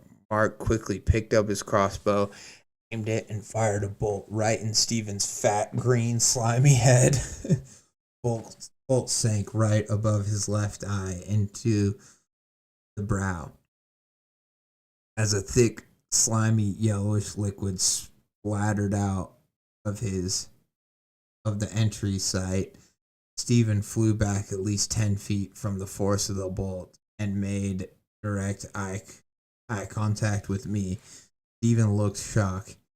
He growled violently and feral as he looked at me. He continued to fly past me before hitting the ground, looking directly in my eyes, and in perfect English said, Well played. He hit the ground right next to me, cold hard. It hit the ground right next to me, a cold hard thud as I heard the air expel from his lungs, and he dropped, seemingly lifeless. I aimed my hands, ready to burn him to a crisp. He did not move. I kicked him and waited. Nothing. Stephen was dead. Was it really that easy? I thought to myself. As I did, my concentration was broken by Mark's panicked expression. Bryce, what the fuck is that thing? I looked super puzzled. That's Stephen, I said, super confused, as he was just at the party. Mark, barely able to look at the goblin's corpse, cowering in fear, said, That fucking thing is not Stephen. That's a fucking goblin. I was profoundly confused as I got closer and asked, looking into Mark's eyes to see if he was genuine. He was terrified. What did Stephen look like to you? I asked slowly and confused as Mark started. He was a guy, a weird and strange guy, a little gross, but a guy, man. Suddenly he screamed and then stopped. Oh my God, Bryce. I jumped. What? I'm right here, man. What? Mark called out. Where's his body? I looked back quickly. Stephen's body was gone. Definitely not the end. And that was the Goblin Hunter Part 2. I'll give my thoughts on it, but I gotta go to the bathroom, so I'm gonna do that first. Enjoy Midwest, Angelica. Foreshadowing it all. Yeah, I think that this is he's getting ready to get his ass bitten here. As we have become stronger than God. Mark it down. Also, all Quote of that me on star that, kill in the atmosphere, totally inert. Don't worry about it. Yeah, don't It's even worry fine. about that. We fucked that. We have guns and explosions. We're Doesn't gonna even shoot matter. it. We figured out what we're literally gonna do stronger about than God. the disease. We're gonna Strike me shoot down it. if you strike me down now God, if I'm wrong. if the power of a Hellfire missile is not stronger than the Almighty, then may I burst into flames right here at this moment. And boom goes the dynamite. And boom goes the dynamite. You may try to kill me now, but know the man speaking in front of this community right now is actually a death row inmate scheduled for execution. I too am playing your game, Nero, and I'm... So he's saying that he is the person. He's basically saying that he's going to die, right? The person standing in front of talking to you is a death row inmate. He's like, Literally? Like he's actually a guy on death row? Well, what I'm wondering if he's saying that by doing this press conference that he's going to be killed. Like he knows that he's going to be killed, is what I think. I see. Possibly. I too am playing your game, Nero. Well, he's like, yeah, you've been playing your hand in the shadows. He's like confronting someone there and then it gets cut off. Like someone cut the broadcast when he started talking some real shit. Okay, so the guy who was speaking was General G.C. Piso, which is a name. G.C. Piso.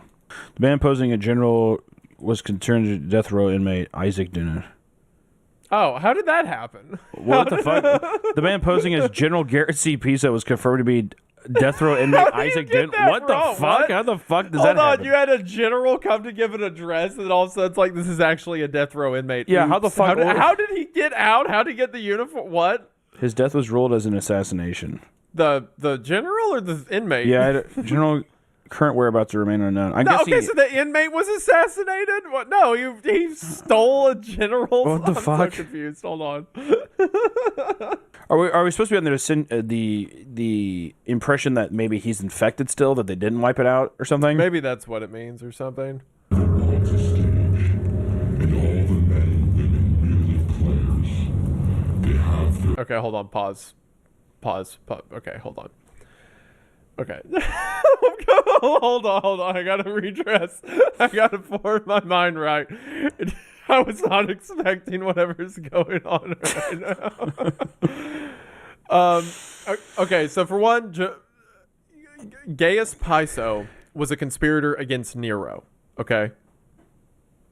In ancient times. Okay. So that's the symbolism of the name. Piso conspired against him. So I'm imagining what it's saying.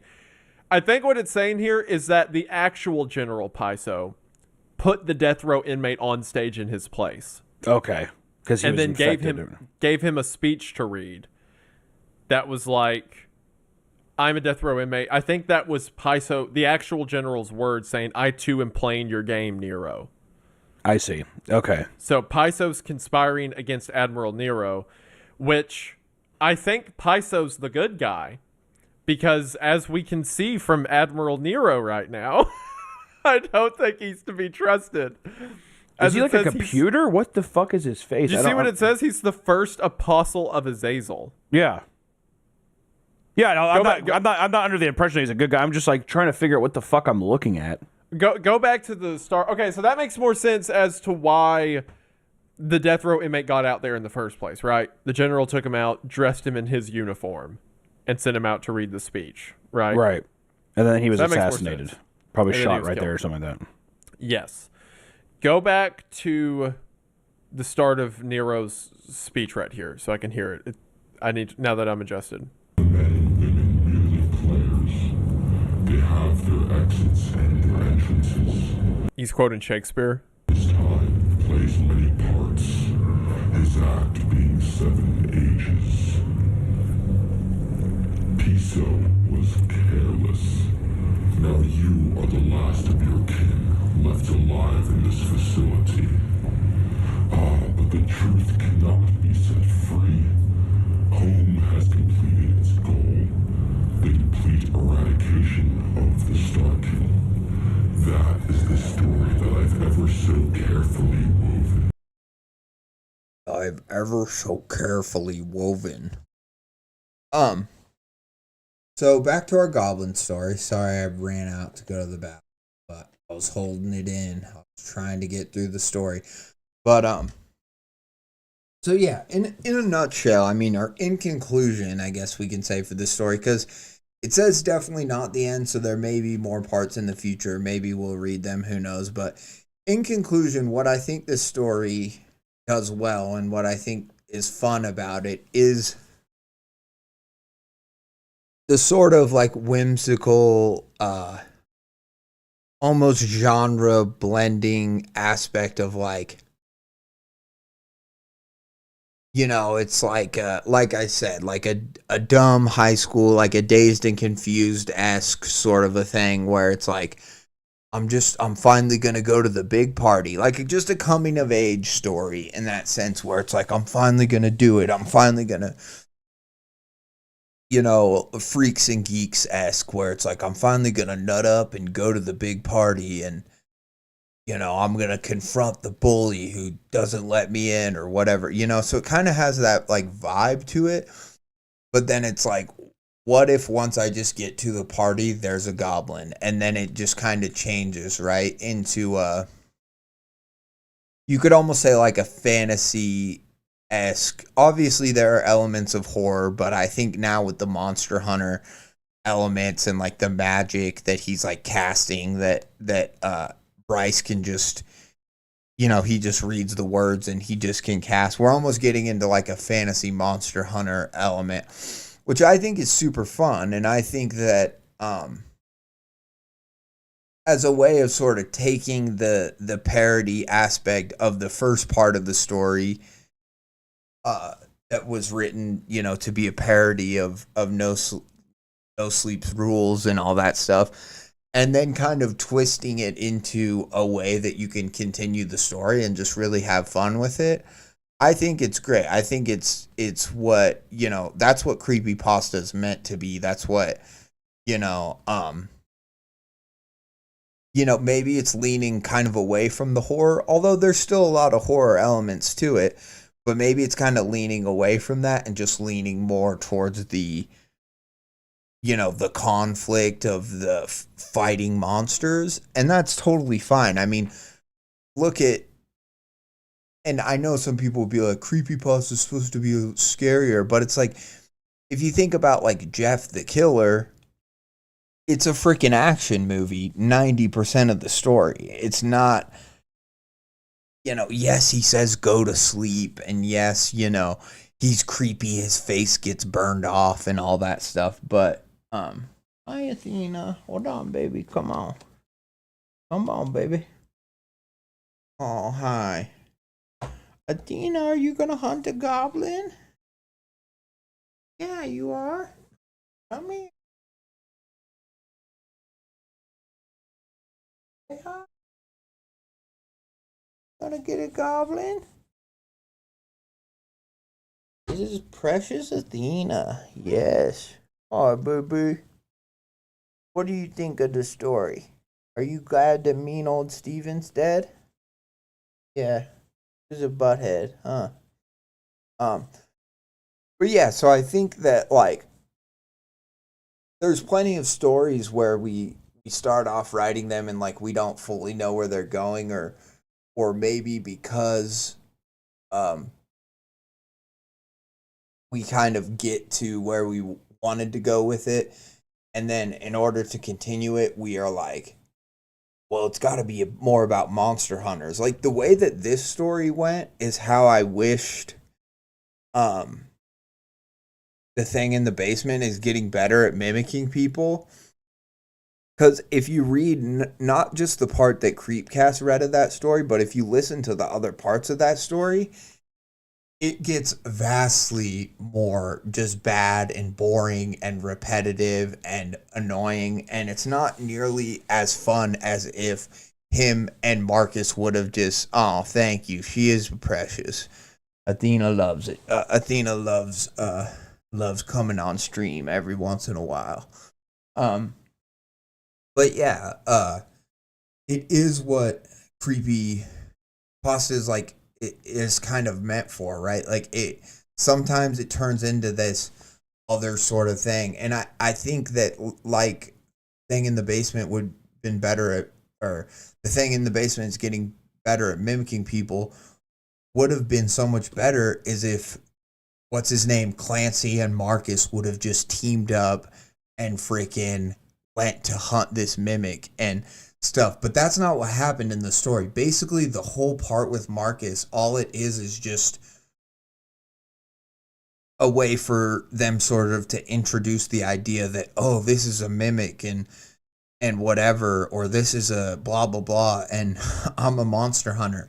And then if you listen to the other parts of the story, he continues to message Marcus and like hope that Marcus will come help him, but Marcus never comes back. And essentially what just happens is his sister comes back, but he knows that she's a mimic, but then he talks to his sister's friend who he always really thought was cute, and there's like a couple chapters or a couple parts that are about that, and where he's like, do you notice anything different about her? And then basically just everyone in his life just kind of convinces him that everything's fine, or whatever, and essentially the mimics just trap him, right? Like even the police end up being mimics and shit. It gets really like convoluted and weird and not in a fun way where they're like fighting off, these mimic creatures or whatever. Like that would have been fun. I would have been way more into that story because that's where he thought he was going with. It's like Monster Hunter, huh? That's where the story seemed like it was going, but then it never really went to that over the top place. It just kind of stayed in this weird, like, well, I gotta help my sister, but he tries to do that, but he never really accomplishes anything, and the monsters just get him, and then the story ends. Again, it's a lot better for the first part. That's the part that's most memorable, and then the other parts just kind of fall off. With this story, I think that like it's fun and goofy in the beginning, and it stays fun and goofy throughout. But then I also think what I respect about the story is that it kind of just went full bore with the monster hunting angle. Now, do I think that there's things that could be changed and tweaked to make the pacing better and stuff like that? I say yeah. I say I liked the stuff with the book and him like whatever reading the Latin and figuring it out. But I also just think like they don't need to be walking in this tunnel and this cave system for as long. Like, they can just kind of go down there and have the go through this whole, realize that it's a cave system, and then kind of have the confrontation between both of them, and then with Steven and this other hooded figure. So I do think there could be some parts like that are kind of made shorter. I think it's fine if him and Mark kind of fight and then make up. I think that, again, that's that coming of age, like friends realizing that their friendship means more than any of these parties or anything ever will, so I think that's fine. And then like with the magic stuff, I just say like all of it's good, but I don't think, I think once they have that first confrontation with Steven in the room, and then he like runs away into the hole or whatever, and they have to follow him, I think if Bryce just sits down on the bed or whatever, like touches the book, and the book just like, and he does all that stuff, and it pops up in the letters, and like the letters could be floating around in front of him or whatever, and then Mark could say something funny about like, whoa, I think there might have been something special in my bag or in my cocaine, and so like Mark thinks that he's tripping out when really it's just magic, and you have some like funny jokes about that. And then really the whole grimoire, because Bryce is like smart enough and has the intention or whatever the magic shit requires, it just kind of downloads into his head. And so because of that, he's able to just kind of intuitively figure out the things that he needs to do in the moment, which he does do anyways with the pushback and the what's it called? The fireball at the end and all that stuff. So it kind of seems like that's what happened, but it just kept being like, he's like, okay, we'll wait here. I'll consult the book and then we'll go. And then he consults the book, doesn't even learn a whole lot other than like the real name for, or the old name for the high goblins is like Corpus, and that's Tyler's last name or whatever. So there's like some stuff that alludes to maybe that's going to happen in later parts, but there's never a part where he learns, okay, goblins, which is what I thought was going to happen. He was going to go, okay, goblins' weakness is fire or is water or is X or, whatever, something that he can conjure up, right? And that's how I thought that they were going to defeat Steven, is they were going to, like, put him in a fireball and then have Mark shoot him or whatever. But instead, he just kind of figured out that, there is a sorcerer that's using an invitation or an invisibility spell on the goblin, right? Which is fine, which is whatever, but I just didn't like that he kept having to be like, well, stop and let me consult the grimoire. Where I'm like, you should have just had that. If you wanted it to be he should have just gotten the grimoire from the moment Steven walked into the party and was like, I'm gonna go kill this creature. He should have just been reading the thing, and you should have never had the stuff with, like, him walking away and being like, no one's listening to me, and then Gina's like, I'm listening to you, and I'll go find Tyler and blah blah blah. And I just think there's some things you could do to move the story a little bit on, and to just get to that point of, okay, we've killed Steven, but now we see that there's some sort of a sorcerer, and we see that Tyler's families are like these high goblin creatures who look almost human, who have, like, infiltrated society. I think there's a way you could do all this a lot kind of quicker and get there. Having said that, a lot does happen in the story, and it's fun. It just becomes a fun comedy, horror, fantasy, and I like the genre meld of, you take high school, like, super bad, Dazed and Confused-esque, like, banter, the whole, like, hey man, you got a joint? Hey, a lot cooler if you did. Like that sort of aesthetic, and then take those things, those type of characters, and put them into this, like, high stakes, high fantasy, or not even high fantasy, but just, like, fantasy-esque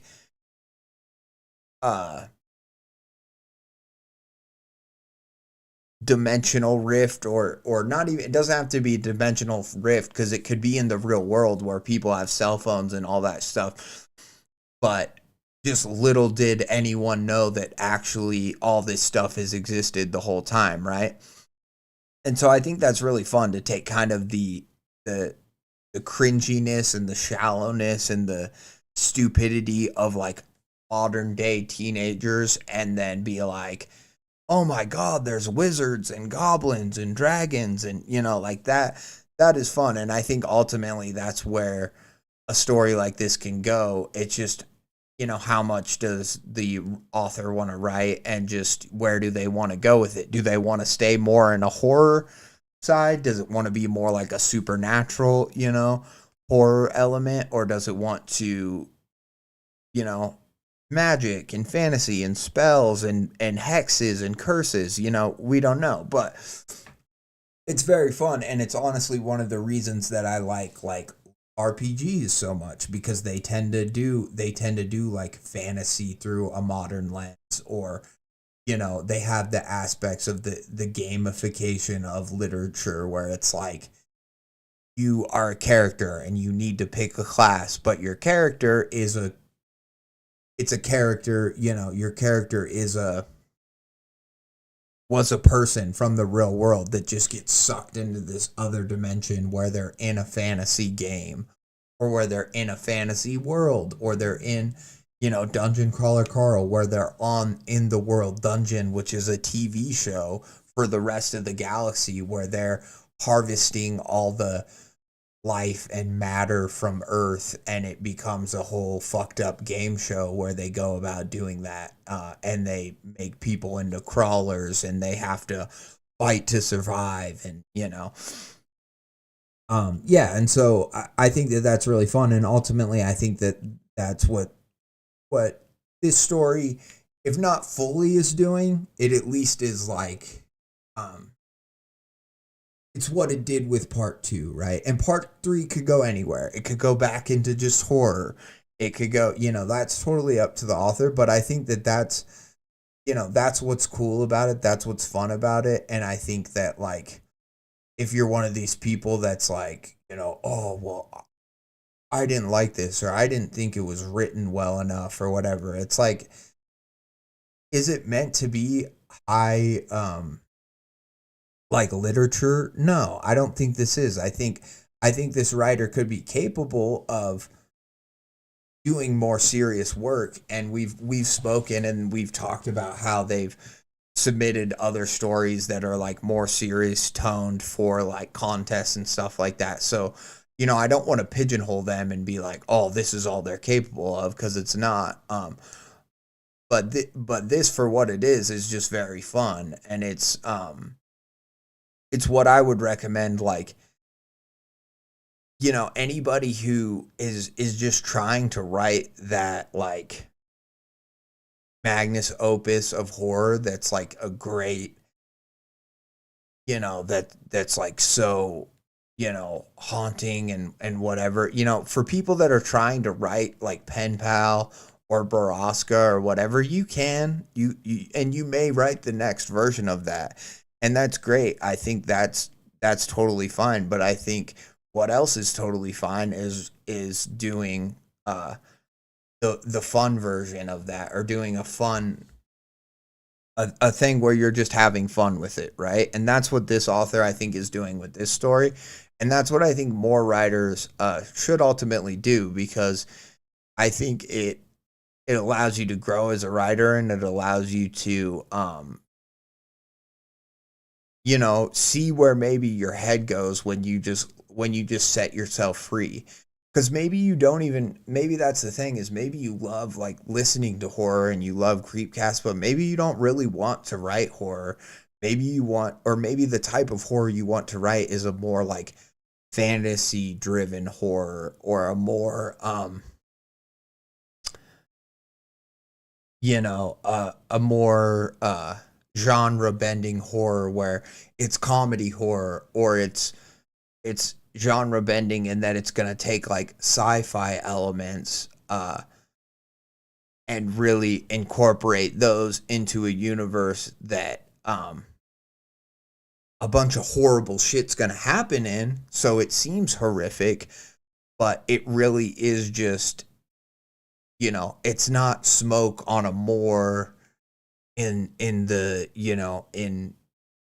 in London or in the 1800s. It's not that kind of horror.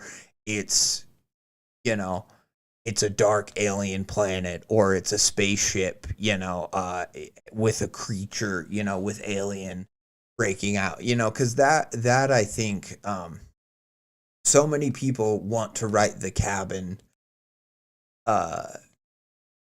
their version of like Stolen Tongues, or their Cabin thriller horror masterpiece, which is fine, but I think this has its place too, and I think that it's a lot of fun, and it would be good if a lot of writers took themselves less seriously and wrote stuff like this, not because I'm saying that, just write a shitty story. That's not what I mean. I don't think this is that. I'm saying when you worry a little bit less about trying to be horrific or trying to really scare people, I think it frees you up to do a lot of stuff that ultimately allows for more creative like juices to flow for you as a writer. And that's what I see happening with this story. It went from like a funny, cringy, dumb frat boy story with a goblin in it at the beginning in Johnny Knoxville, to a still fun and funny monster hunting fantasy horror comedy story. You know what I mean? And that's what I think is cool about it, is that it was able to be one thing at the beginning, evolve a little bit, be something a little bit different. And it's like a buddy comedy too, in a way, maybe not fully a comedy, but it's like, it's got those elements too, where it's like, oh, you're Mark, you're a dumbass, but I love you. Bryce, you're a pussy, but I love you. And that's ultimately very fun. I like it. I'm here for it. I think that it's good. Goofy, yeah, names, shout out. There was a little like few, little typos and stuff that I kind of mentioned here and there. I think one was where it was like Mark's, and it's not straight up wrong, but it was like he buffed his chest out, and I think normally people would say he puffed his chest out, but buffed. When you say buffed his chest out, like I know what you mean, so I don't really care. So there were just like some little things like that too that almost I think are just like your characteristics of you as a writer. They're not necessarily like things you did wrong. It's more just like maybe you say buffed his chest out, and maybe that's how we know it's you writing it. And that's cool. So yeah, but good job, fun story. I don't know. We'll see if we read anything from Goofyahhnamez in the future. I'd be curious to just read something else from them and get a different take, get a more serious like work from them. But then also, I wouldn't mind if they want to write more of this. Checking that out too. I think both have their place and both are very fun. So shout out to them. Yippee, go follow them. Like their stuff, follow. That's another thing I was gonna say is I followed Ellison earlier on the stream today. I think that's a really important thing you can do for writers who you like is follow their Reddit accounts, because that'll show whenever you'll be able to see if they post new stuff easier. And yeah, I just think like upvoting and commenting is so important, but also like following these writers, following like their Ko-Fis or Substacks or whatever else too is really important too. You gotta shout that stuff out, and you gotta make sure that you're gonna be able to, if you really like one of their stories, that you're gonna be able to catch when the next one comes out, because like that is how people build readerships and how they can go to like book agents and say like, look, any story I post, I get at least X amount of comments on, or X amount of, people care when I write one way or another. They have an opinion. That's how people can go from, just being amateur in terms of a writer to maybe, making it, if not a fully professional career, maybe just semi-professional, where they're like, I don't write full time, but I've written a few like horror anthologies, and, and I've contributed to these like horror magazines and other stuff, and I do it, and I I don't make that much, or I don't always get paid to do it, but I love it, and that's really cool too. So you got to support, I think, everyone. And Matt Dinneman, the guy who wrote Dungeon Crawler Carl, he started on a subreddit writing. Like Dungeon Crawler Carl started on the Lit RPG, I think, subreddit. I don't know which one, but it. So these Reddit communities, like, they are no joke, and people come together, and they can find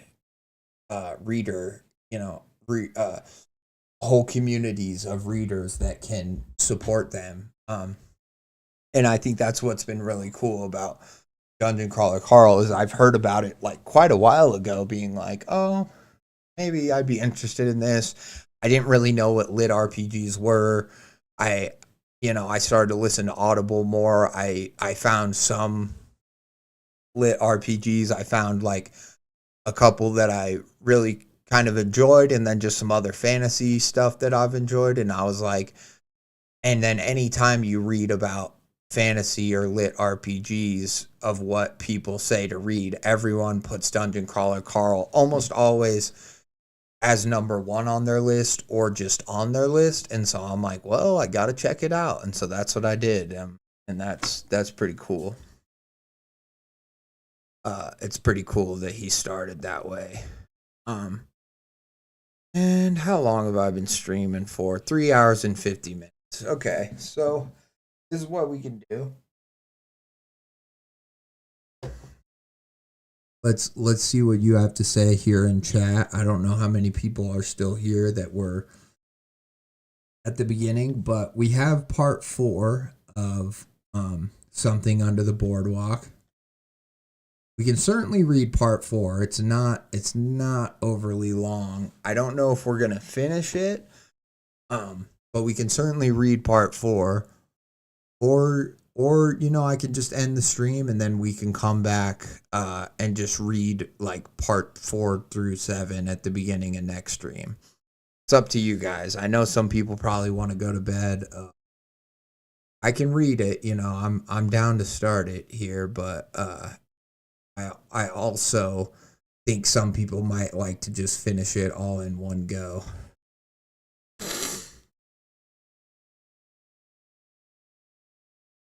Let's see if I even have any viewers. Maybe everyone's already left. It says I got 4 people watching. That's not bad. Oh, well, that's okay.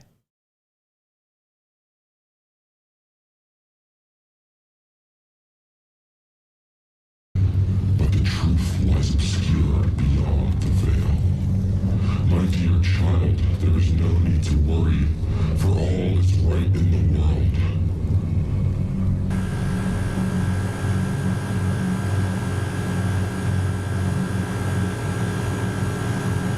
Oh no, we got another one. I'm down for the story if you are, Danny says. Well, okay, well, just likely, LOL. Well, I'm down for part 4. We'll read part 4, and then the rest I think I'm gonna finish next stream. But I do, because we ended at a really interesting part where our guy, our narrator, I forget his name in this story. He's basically like, he came across the physical monster, right? It was like the goo in his kitchen, and it like kind of sonically, it seemed like it was messing with the record that he had. And yeah, just so it, I want to see, I gripped her tight, watching as the flames raged on and the cries dried. Oh yeah, he lit it on fire, right? Yeah.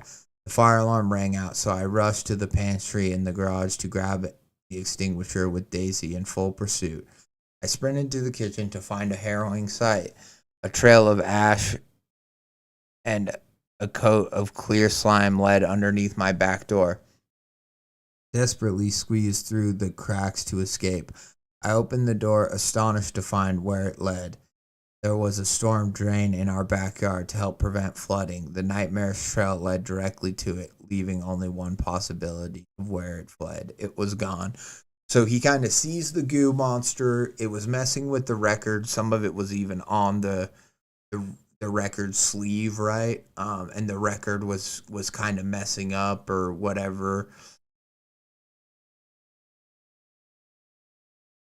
Yeah, it sounded like a dissonance of 2 sour notes. Drowning with dread, it crept even farther out of the can and direct route to me, rising in pitch like an angry hornet. Daisy's barks were now transformed into yelps, resulting into her skidding into the living room.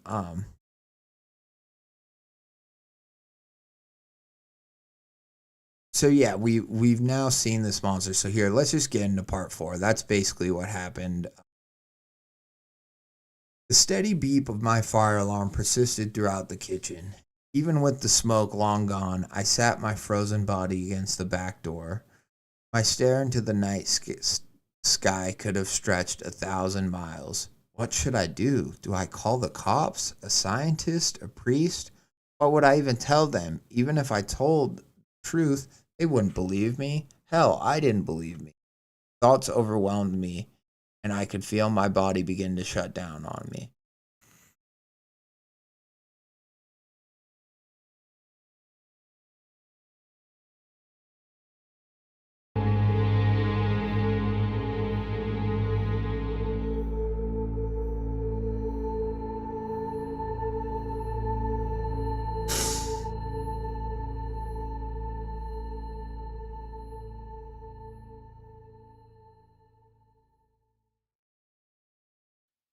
I looked in the kitchen, replaying the events of the other night over in my head. Have I finally lost it? I grabbed the bottle of cherry vodka off the counter. There was a shot or two left remaining. Drinking it wasn't going to help, but it sure as hell wasn't going to hurt either. I took a look at the damage from my fall in the dining room, which coincided with the throbbing pain in my body. I staggered across the hallway to my room and collapsed in my bed with Daisy. An involuntary wave of sleep began crashing down on me. Maybe this was a dream in a dream, and I would wake up on the couch where this nightmare began. I woke up to my face being licked, praying to God it was Daisy. I opened my eyes to find that it was indeed her. The morning light shone through on us, an unwelcome sight for sore eyes. This was worse than any hangover I ever had. This felt like a car wreck. The bruises on my leg and back served as a painful reminder. Last night was very real. At least the power was back. That was a win.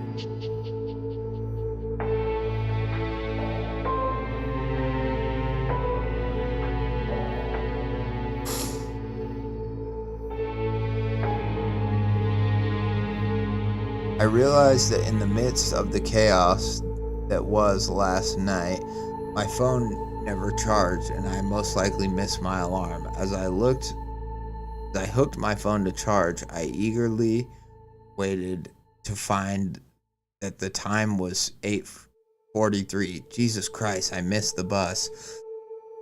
That's so funny. I feel like we've all been there. It's not something that they show a lot in stories or TV. I feel like alarms just always go off.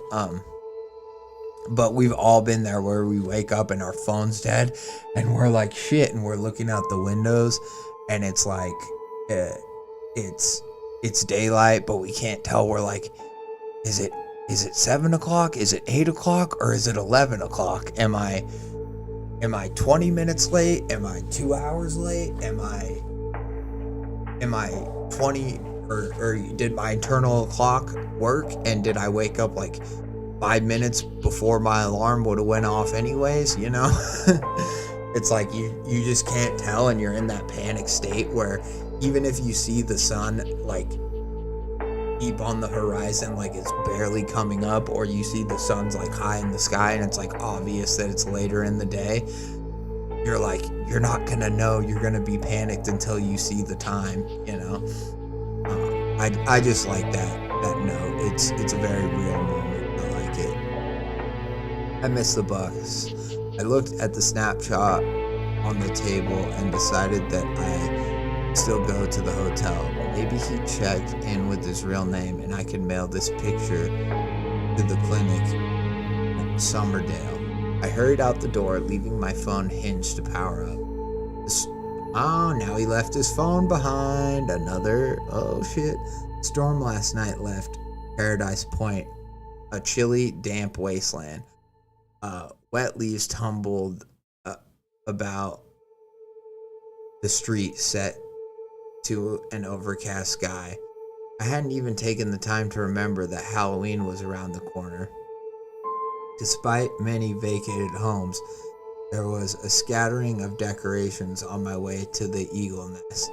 Daisy stopped to sniff some pumpkins, barked at a neighbor's scarecrow.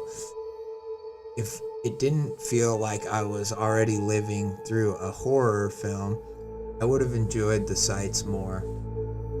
Even though it was only us, I couldn't help but feel like we weren't alone. The cascading falls of excess rain into every sidewalk gutter made my palms sweat. Yeah. We arrived at the hotel to find an older woman working at the front desk. He was reading an old paperback romance novel, hardly paid us any mind. "Excuse me, were you working the desk overnight?" Turning the page without looking up, she sighed. "What does it look like?" Ignoring that, I retrieved a photo from my pocket to show her. "Did you happen to see this man?" Refusing to pay any mind to the picture, she flatly said, "No." Losing all patience, I slammed my hand on the desk, rattling her thick-rimmed glasses almost off her face. "Look, lady, I've had a very long night. I need to find this man. You're supposed to check in here last night. Did you or did you not fucking see him?" She was astonished, as I was. "What is happening to him?" "No, I didn't. I'm sorry, sir," she trembled. "Okay, maybe her shift started after he came in." I asked if I could see the check-in log from last night. She grabbed the clipboard and handed it over shakingly. "Not a single check-in." My stomach dropped. He never made it here. I could feel my pulse rising as we made our way outside. I stood at the corner with Daisy, feeling uneasy about what my next move might be. The Eagle's Nest was only 1 block away from the beach. Bane said he left to say goodbye to the others. Did he go under the boardwalk? It was a rainy night. Sometimes homeless will sleep down there to stay dry, or even burn a bonfire to stay warm this time of year. My body was screaming internally to turn back around, but I knew where I had to go next. I needed answers. I found my feet at the base of the boardwalk, pointed toward the unknown, swaying off the ocean into town was a parade of mist, a mere memory of last night's storm. If I was going to get answers, I needed to find Bane. Best place to start would be trace my steps, gripped Daisy's leash tight, and began my journey. The record shop was still shuttered. Mr. Doyle, the owner, would be in later day to open up shop. Business had been so quiet lately, he had let me know he'd be in town to prepare closing down for the winter. Gazing at the shop in its current state made me long for boring nights listening to random records. That world as I knew it felt like a distant memory. The attractions and shops that were shrouded in shadows were now exposed. Somehow, their presence in this light wasn't any less unsettling. Despite their catatonic state, even horses on the merry-go-round felt like they were monitoring us. There was not a soul in sight, save for one man I spotted unlocking an equipment shed. I peeked inside as I made my way. Rows of vendor carts and propane tanks. He must be one of the few holdouts hanging on until the end.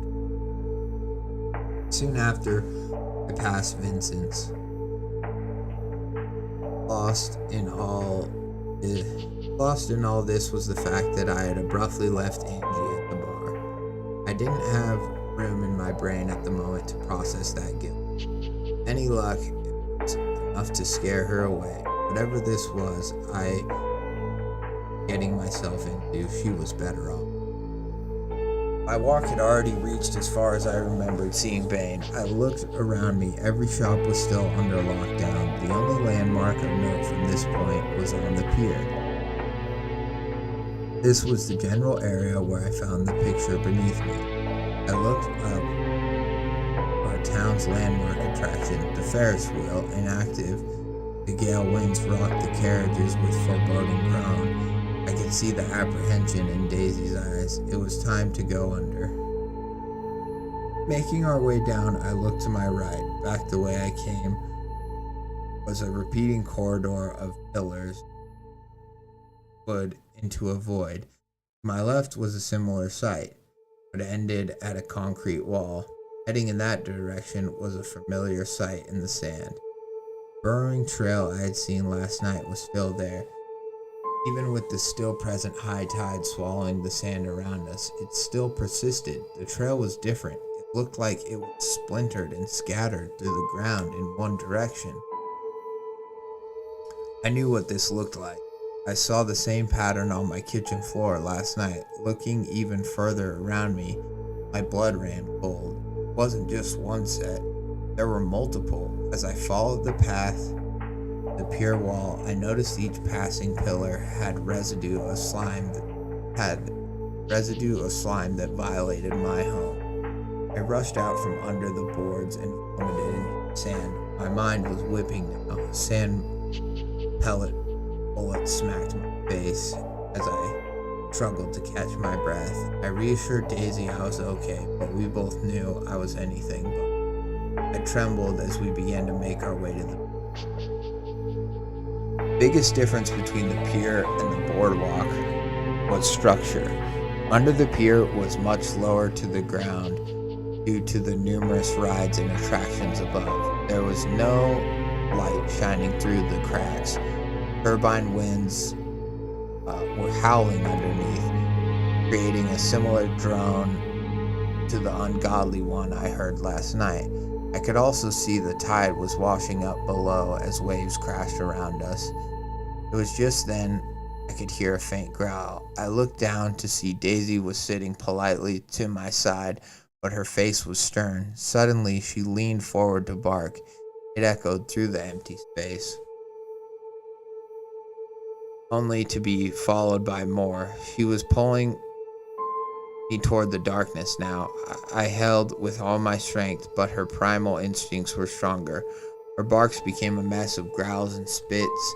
She showed her teeth to the abyss. Before I knew it, she yanked me into the sand. As I failed to grab her, she was gone. Crouching forward, I pursued into the darkness. I followed the sounds of her barks, calling her name out desperately. The only illuminating night light I had was the open ocean to my right, which was flooding my shoes.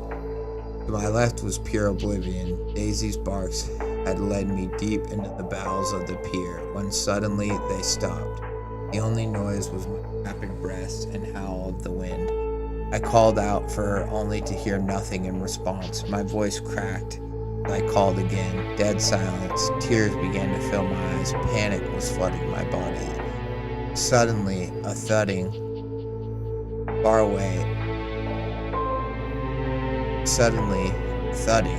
away but fast approaching. I scanned my surroundings, unable to locate it. It was faster now. Each boom shook my heart, shaking. I began to brace myself when I was pummeled into the sand. I felt the same warm kisses that awoke me this morning. It was Daisy, thank God. Grabbing her ears and seeing her eyes lock into mine, relief washed over me as the tide followed suit. My body's defense mechanisms took the wheel as I began to laugh until I realized something. Daisy had dropped something foreign off at my feet.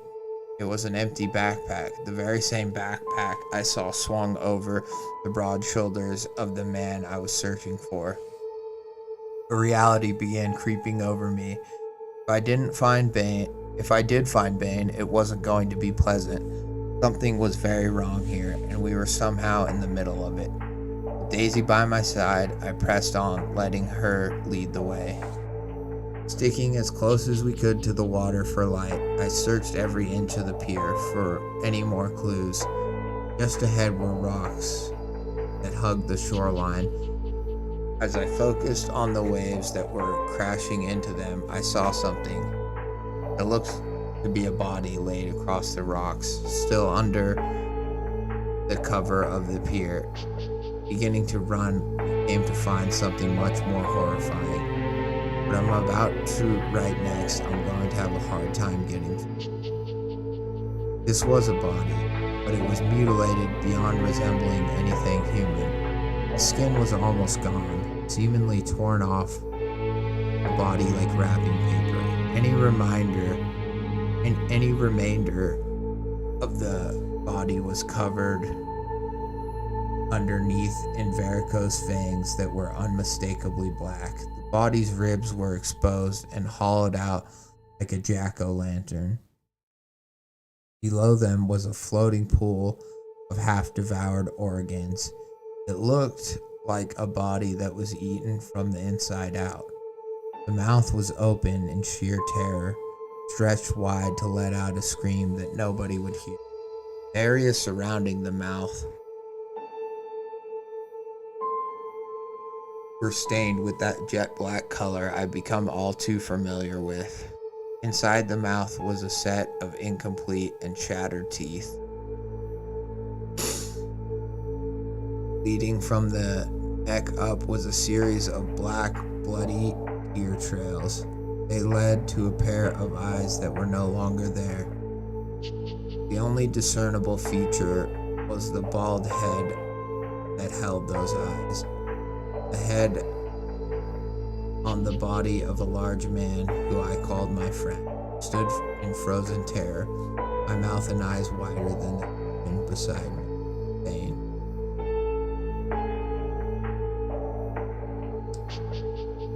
Tragic. I mean, it was set up to, not too obviously in the story, but it was such clear that Bane was going to be a tragic figure in the story that it was a tragic ending for him.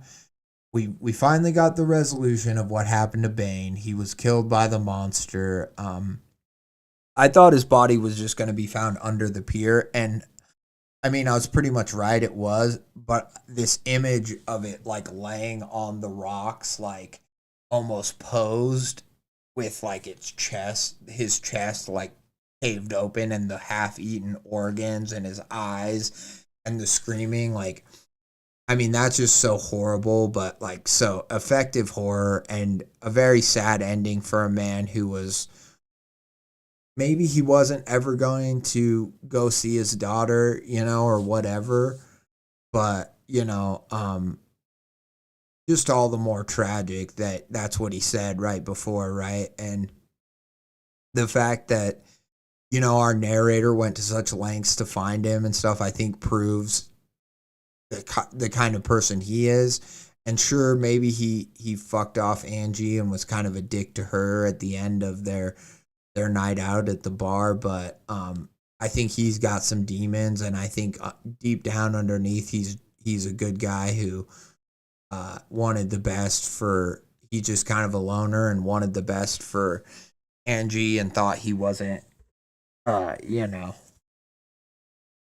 wasn't able to be a partner to her or whatever, so he was just like, oh, you know, not take this any farther. I don't know if that's necessarily going to stay that way in the rest of the story, but then the fact that he actually found Bane and he's in this really horrific state, you know, I think this is obviously the catalyst that's going to drive the rest of the story. Is he knows that it's something supernatural that happened to him, that it's this ooze, that it's this creature that's like washing up ashore, and that's now like in the pipes and all that stuff. Like he knows that, but no one else is really going to know. So it's going to be up to our narrator to sort of find justice for Bane, and you know, he's going to end up keeping that photograph probably as like a reminder of him. And yeah, just very sad, but like a very good, I feel like this story's done a very good job of having interesting crescendos each time for each part. Like it makes sense that it's split up into these parts. Sometimes in a story you can tell it's just like they wanted to write X amount of words, but then they figured out that the Reddit thing went this way, so they just had to split it into however many random parts. With this one, it seems like the person is very consciously writing it in terms of maybe not the exact amount of words, but like, you know, just writing like and making sure that each end has like a poignant moment to kind of end on. And it's really great. I'm really just enjoying it the more parts I read. I'm glad that we got a resolution to Bane in part 4. I think I would have been kind of upset if maybe not fully a resolution, right? Because we don't know what this creature is that killed him, but I really like that that now we know that Bane is dead, and we know that he was killed in this horrific way. And part 4 is like halfway. You know, we're right. We've kind of just broken through the halfway point of the story because it's 7 parts. You know, so you figure 3.5, you know, is halfway. So we just finished part 4, and we've got the resolution on the initial mystery of where is Bane? Is he alive? Is he dead? We know he's dead. We know that the monster killed him. We just don't know the nature of the monster or why. You know, is it just a thing that feeds on anyone? Is it, you know, we don't know. And now that it has eaten some of Bane's organs, is it going to, you know, maybe it's going to be like take his form? You know, we don't know. It could be. We just know it's kind of this weird symbiote like puddle of like mass that can kind of move and seems to be aggressive, like it was gonna come for our narrator, but then he lit it on fire, and so then it fucked off and ran away under the door, you know, and all that stuff. But we just know it's like a Lovecraftian ooze kind of monster, and yeah, we'll see how that changes in later parts, because now we know it's killed somebody, so we do know it's like fully malicious, you know. I don't think it's here for benevolent reasons, and yeah, I'm just I'm just interested to see what happens with the ending. You know, where do we get a resolution? Do we figure out what this monster is or why it's here? Is it just here to consume and be incomprehensible, or you know, is it gonna stay with that Lovecraftian angle, like how it has to be kind of incomprehensible, or is it going to become a little more grounded, and are we gonna see like, okay, no, this thing is just maybe where it is or where it comes from is incomprehensible, but it's just like a pile of ooze that wants to eat people, which is cool, which that's totally fine. So we'll see. Or maybe does it have a more intelligent, sinister designs, you know, like maybe it wants to infiltrate society. Maybe it doesn't just want to eat people on the beach, but maybe it has plans to move inland, and it's going to like infect the coast or the country, you know. We don't know. But it's very fun, and I'm enjoying, I think, the pacing of it, and the writing has just made it very good. Each part very fun for different reasons. The first part I really enjoyed, like the ambiance of the boardwalk and the music and the old record store and like kind of that setting, and then the whole idea of like a ghost town boardwalk where all the businesses are shuttered and stuff because it's out of season. I really like the first part for like that and the setting, and then as it's gone on, it's done a better and better job of like, well, now we're gonna get a sense of the narrator, and he's gonna go on a date with this girl, you know, and so then we get that part, and then he goes under the boardwalk, finds this record sleeve and the picture, or finds the record and the picture, right? So then we see that, and then part 3, he gets back to his house, he's calming down, you know, he's having a drink and going to bed, and then the ooze that was stuck to the record like crawls out of his trash and begins to like attack him, you know. So very cool, very fun. And now in part 4 we get the resolution, the end to Bane's story. No, Bane, why? And then macgrimbridge says, have fun drawing that one. That's so funny. But great story again. Another great part.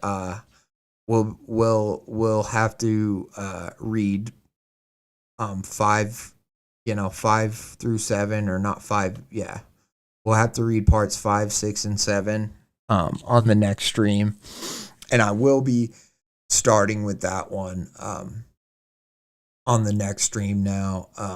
But yeah, I wanted to get to my brother wrote me a letter. I'm an only child. I found an old message from my brother. I'm an only child. I wanted to get to that story because it was one that I had said I was going to read on a previous stream, and so I wanted to do that one. And then the same with we went the Goblin Monster Hunter story. That author had sent that to me a while back, like a month or so ago, and I just didn't get to it then, so I wanted to get to it now. But thank you so much, Danny, for sticking around, and everyone else, Void, Harvey, everybody who's hung out on the stream. I appreciate you guys all. And thank you, and I'll see you guys next time. It's been another fun one. Keep writing, keep sending me stuff, keep being awesome. That's really all I can say. Is it's been so much fun. It's been so much fun reading these stories, but it's been even more fun to have people to kind of read them with in the chat and talk with them a bit and stuff. It's been awesome. So thank you guys. You're the best. Peace.